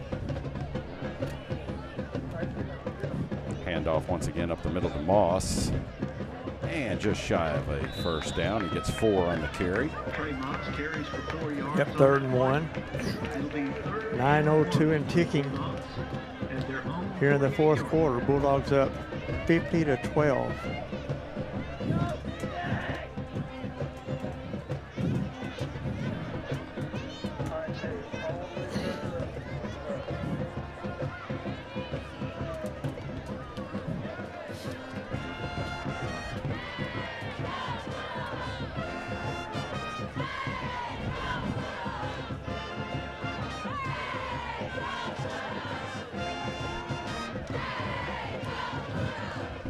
Washington hands off to Moss up the middle. He got it. He got across there. He's got him right at the marker, but that should be enough for the 1st. Oh, yeah. Move those chains, boys. Yep. It'll be 1st and 10 from the 1st down is brought to you by Riverside Bank of Jefferson. Maximize bringing you the field goal and touchdowns, and Bulldog Bail Bonds bringing you the penalty flags. Been pretty decent on penalties. Bulldogs has 4, 40 yards, and Leonard 3 for 35 yards on the penalty so far.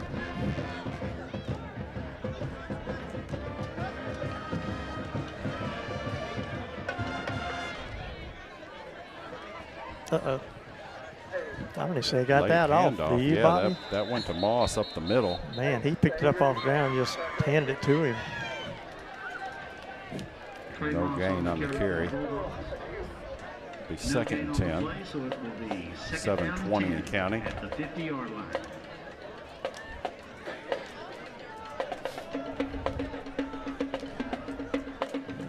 I think the Bulldogs are going to be content just to keep this on the ground and chew up some clock. Bobby, so far, what would you rate Chance Washington at quarterback?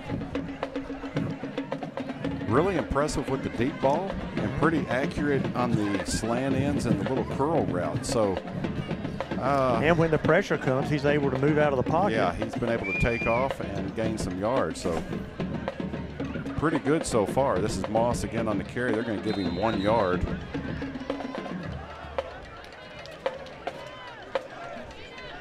Trey Moss on the I think Washington just needs to get the reps, you know. That's and, what he needs. Just get the experience. This is a good game to start with. We got to be thinking about who our offensive and defensive players of the game are. That is sealed in a vault until Friday. Yep. I've got me one on offense so far. I think I have one on defense as well.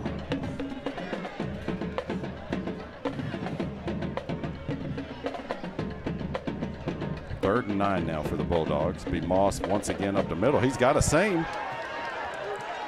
Ooh, almost a horse collar on that one. But no, that wasn't Moss. That is 16. Yeah. Demetrius Carr. Demetrius Carr on the carry for the Bulldogs. He's got the first down. First down. Move those chains, boys. Another first down brought to you by Riverside Bank of Jefferson. Go by and see Lee Haggard and his crew. They will happily take care of your money for you.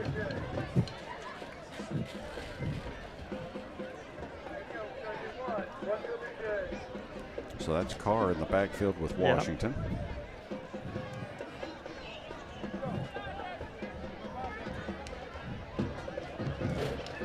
Carr once again up the middle. Finds an opening. He is quick. Down to the 20. Move those chains, boys. He's got him another 16 yards. I'm telling you. Spotted at the 20-yard line. It'll be 1st and 10 for the Bulldogs. 4:49 left here on the play clock. 50-12 is your score.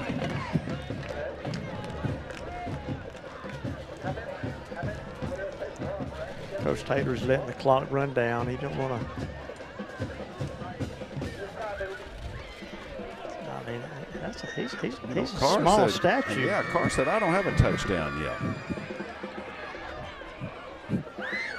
Dude's got some moves. Once again, Carr around the right side.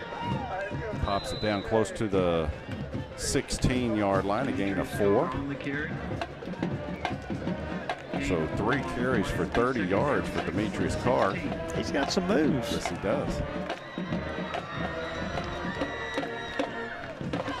Just a sophomore.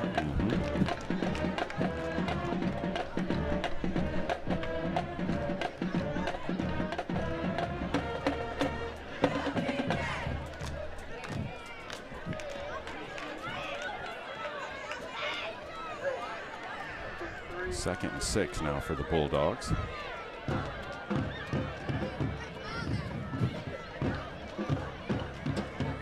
Carr once again around the left side. Golly, that and he is in for the maximized touchdown. Talk about a scat back. Just a sophomore. We're going to be seeing a lot of that young man in the next couple of years.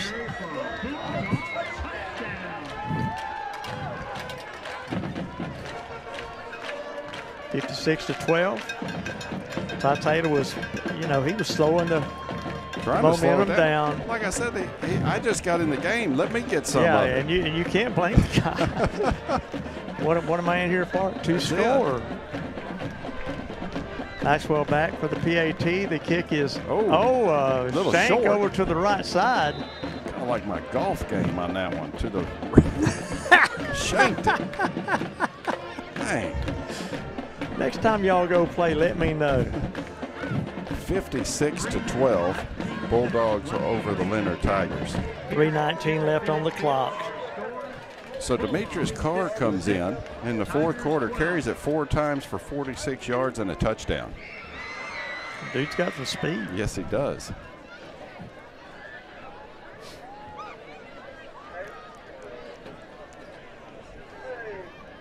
You remember Junebug Jackson from Wascom? Oh, yeah.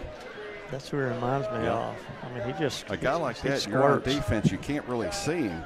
Just a shorter guy with some speed. And he's small enough. He hits a gap, and he can get through there.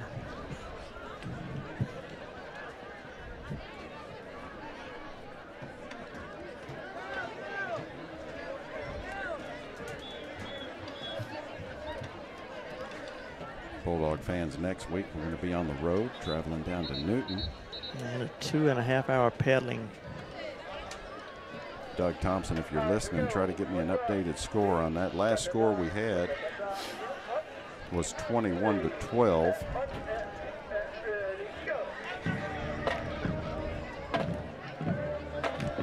That was quick. That was quick. 25-24, West Orange start. Well, when they play each other, it's like a fist fight. 25-24. That score was in the 3rd quarter.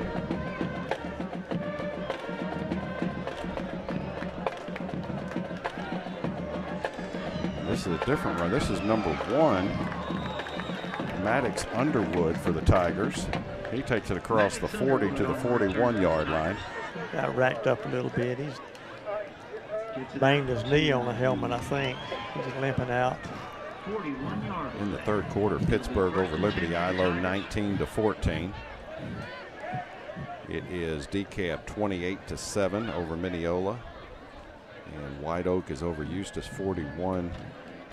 Spring Hill 25-6 over Sabine.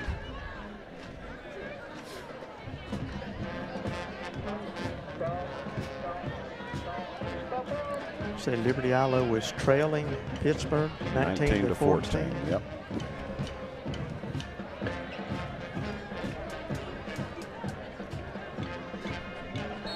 First and 10 for the Tigers from their own 41-yard line.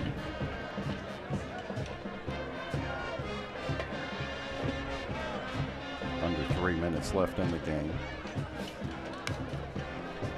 LeCook looking to throw, under pressure. Oh my goodness. He's not getting out of that one. Rudely traded by Markavian Tatum. To the 25, 16-yard loss. That big D lineman did his job. Markavian Tatum on the tackle for the Bulldogs. Loss on the play. Makes it second down and 23. 2:15 remaining in the fourth.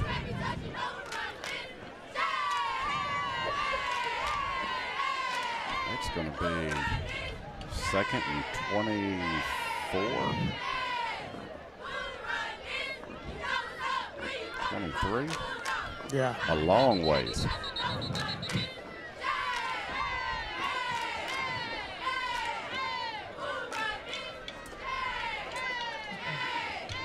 Bobby, we have noticed a lot of new names on the call tonight. Kind of excited on a couple of them, too.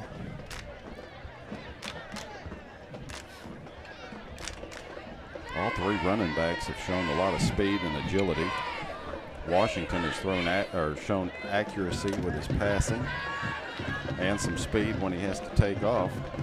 Tigre has got flypaper on his hands. Yeah.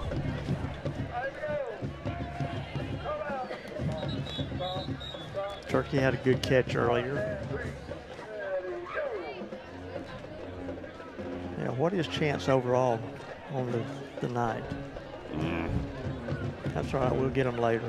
Yeah, he was 6 of 10 for 119 up to halftime.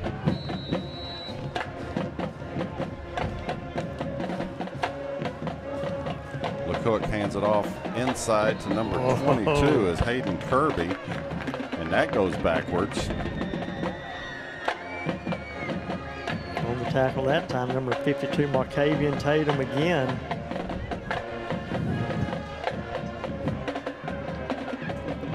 Keeps the clock running down to 1:35.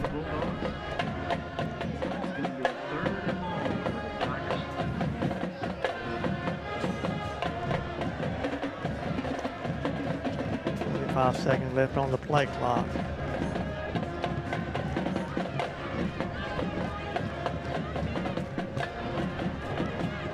Just gonna let it run down. Yep. 9 seconds. And I guess they're gonna.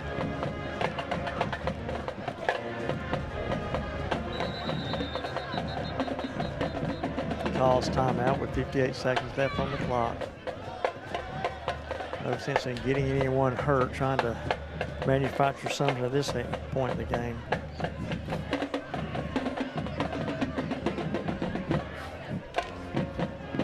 So on the ground for the Bulldogs, Jacoby Morrow has 6 carries for 70 yards. Chance Washington, 10 carries, 66 yards. Trey Moss, 12 carries for 30 yards. And Demetrius Carr comes in with 4 carries for 46 yards. So you're over 200 yards on the ground. So into the fourth quarter, it's West Orange start 32-24 over Newton. We got a final from White Oak. They are 58-7 over Eustis. It is 38-13, Spring Hill over Sabine. That doesn't tell you anything about White Oak other than Eustis is Eustis. And 33-14, Pittsburgh over Liberty Ilo. Handoff up the middle goes nowhere. He's going to lose a couple. That was number 6, DJ Johnson, a sophomore. Carry for the Tigers. DJ Johnson. And that brings up 4th and more than I can count. They need to get across the 50 to the 49. Zayden Nelson's in on that tackle, and that's the ball game, folks. Yeah, they're going to let this go ahead and run out, I believe. I'm going to get some totals real quick, Ned, see if I could add this up. All right, Ty Taylor is now 13-1 on his career coaching here in Jefferson. Bulldogs started out slow. Leonard started out fast. They just ran out of juice. When you're going both sides of the ball, there's not a whole lot you can do. You get the second half, it works on you.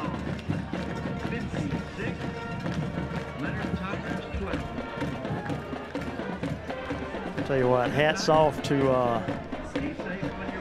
Jacoby LeCook, the quarterback. He is an athlete.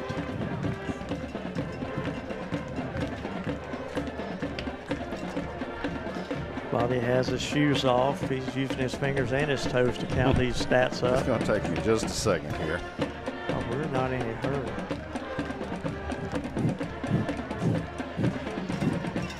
Ben Brown's got his shoe off and he's hopping.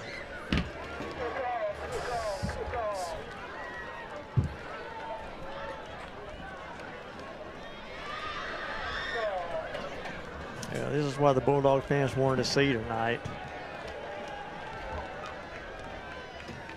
And hats off to that crew from Leonard.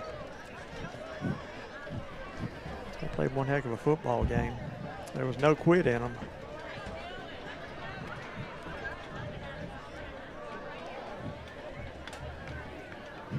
And this is when you'd like to be in that circle of Bulldogs down there. See what Coach Taylor has to say.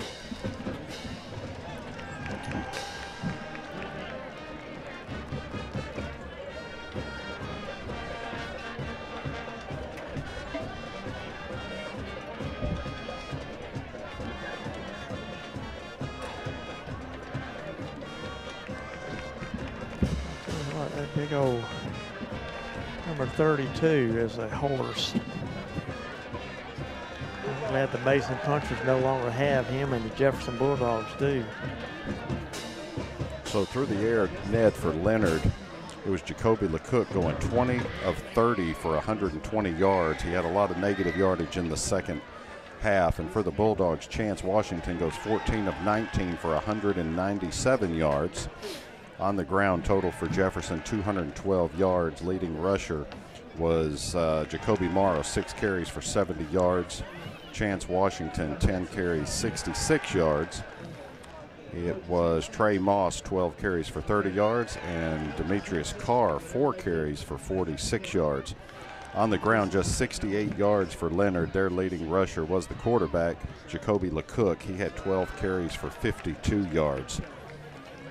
And the final score, 56-12, Bulldogs over Leonard Tigers. Bulldog fans, next week, we're taking it down to Newton, and they are in a struggle right now with West Orange Stark, which is a pretty tough team. Are they 4A or 5A? 4A.